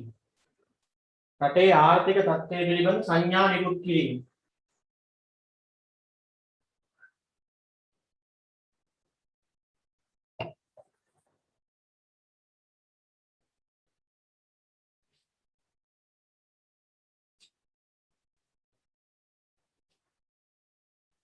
රටේ ආර්ථික තත්ත්වය පිළිබඳ සංඥා නිකුත් කිරීම. ඒක තමයි ප්‍රයෝජන. මෙතන දැන් සාමාන්‍යව කොටස් වෙළඳපොලේ අයිතිය තියෙන්නේ තරවුකාර සමාගම් 15කට කිව්වනේ. මේකේ නියාමනය පරිපාලනය කරන්නේ කවුද එතකොට? මේ සම්බන්ධයෙන් තියෙන රාජ්‍ය මැදිහත් වීම මොකද්ද? මහ බැංකුවෙන් මේවා හොයන්නේ නැහැ. මේක නියාමනය කරන්නේ සුරකුම්පත්තා විනිමය කොමිෂන් සභාව. ඒකත් මතක තියාගන්න. කොළඹ කොටස් සෝමාරුවේ කටයුතු අධීක්ෂණයට විධිමත් කිරීමට පිටුල දින ආයතනය තමයි සුරකුම්පත්තා විනිමය කොමිෂන් සභාව. එයා පැත්තේ තියෙන එක්ස්ට්‍රා නෝට් කියලා දාලා ඉතින් ඔයගොල්ලන්ට නිකමට බලා ගන්න ඔය මේ හොයාගෙන ඉන්න එහෙම දැන් නම් ඉතින් ඉස්කෝලේ යන්නේ නැහැ. ඉස්කෝලේ ජීවිතේ ගමන් ඕවා මොනවද කියලා එහෙම හොයන් ඉන්න කියන එකයි මම දාලා තියෙන්නේ. කොටස් වෙළඳපොලේ ගණදෙනු සිද්ධ වෙන ප්‍රධාන ක්‍රියාවලිය දෙකයි. අන්තර්ජාලයෙන් දැන් මොකද වෙන්නේ? සාමාන්‍ය කොටස් අනම්මනම් වලදී ATS ක්‍රමයට යන්නේ. ණය කර ගණදෙනු කරනකොට DEX ක්‍රමයට යන්නේ. ඊළඟට උෂම වෙළඳපොලයි වලසා වෙළඳපොලයි කියලා දෙකක් තියෙනවා. උෂම වෙළඳපොලක් හැදෙනවා කියලා කියන්නේ පුතේ මේ දැන් කොටස් මිල එන්න වැඩි වෙනකොට තවදුරටත් මිල ඉහළයයි කියලා හිතාගෙන ආයෝජකයෝ කොටස් වැඩිපුර මිලට ගන්න පිළිගන්නවා. ඒකට කියනවා උෂම වෙළඳපොලක් කියලා. වලසා වෙළඳපොල කියන්නේ අනිත් පැත්ත. කොටස් වල මිල එන්න පහළ යන කාලෙකදී තවත් පහළයයි කියලා ආයෝජකයෝ තමන්ගේ තියෙන කොටස් විකුණන්න බලනවා.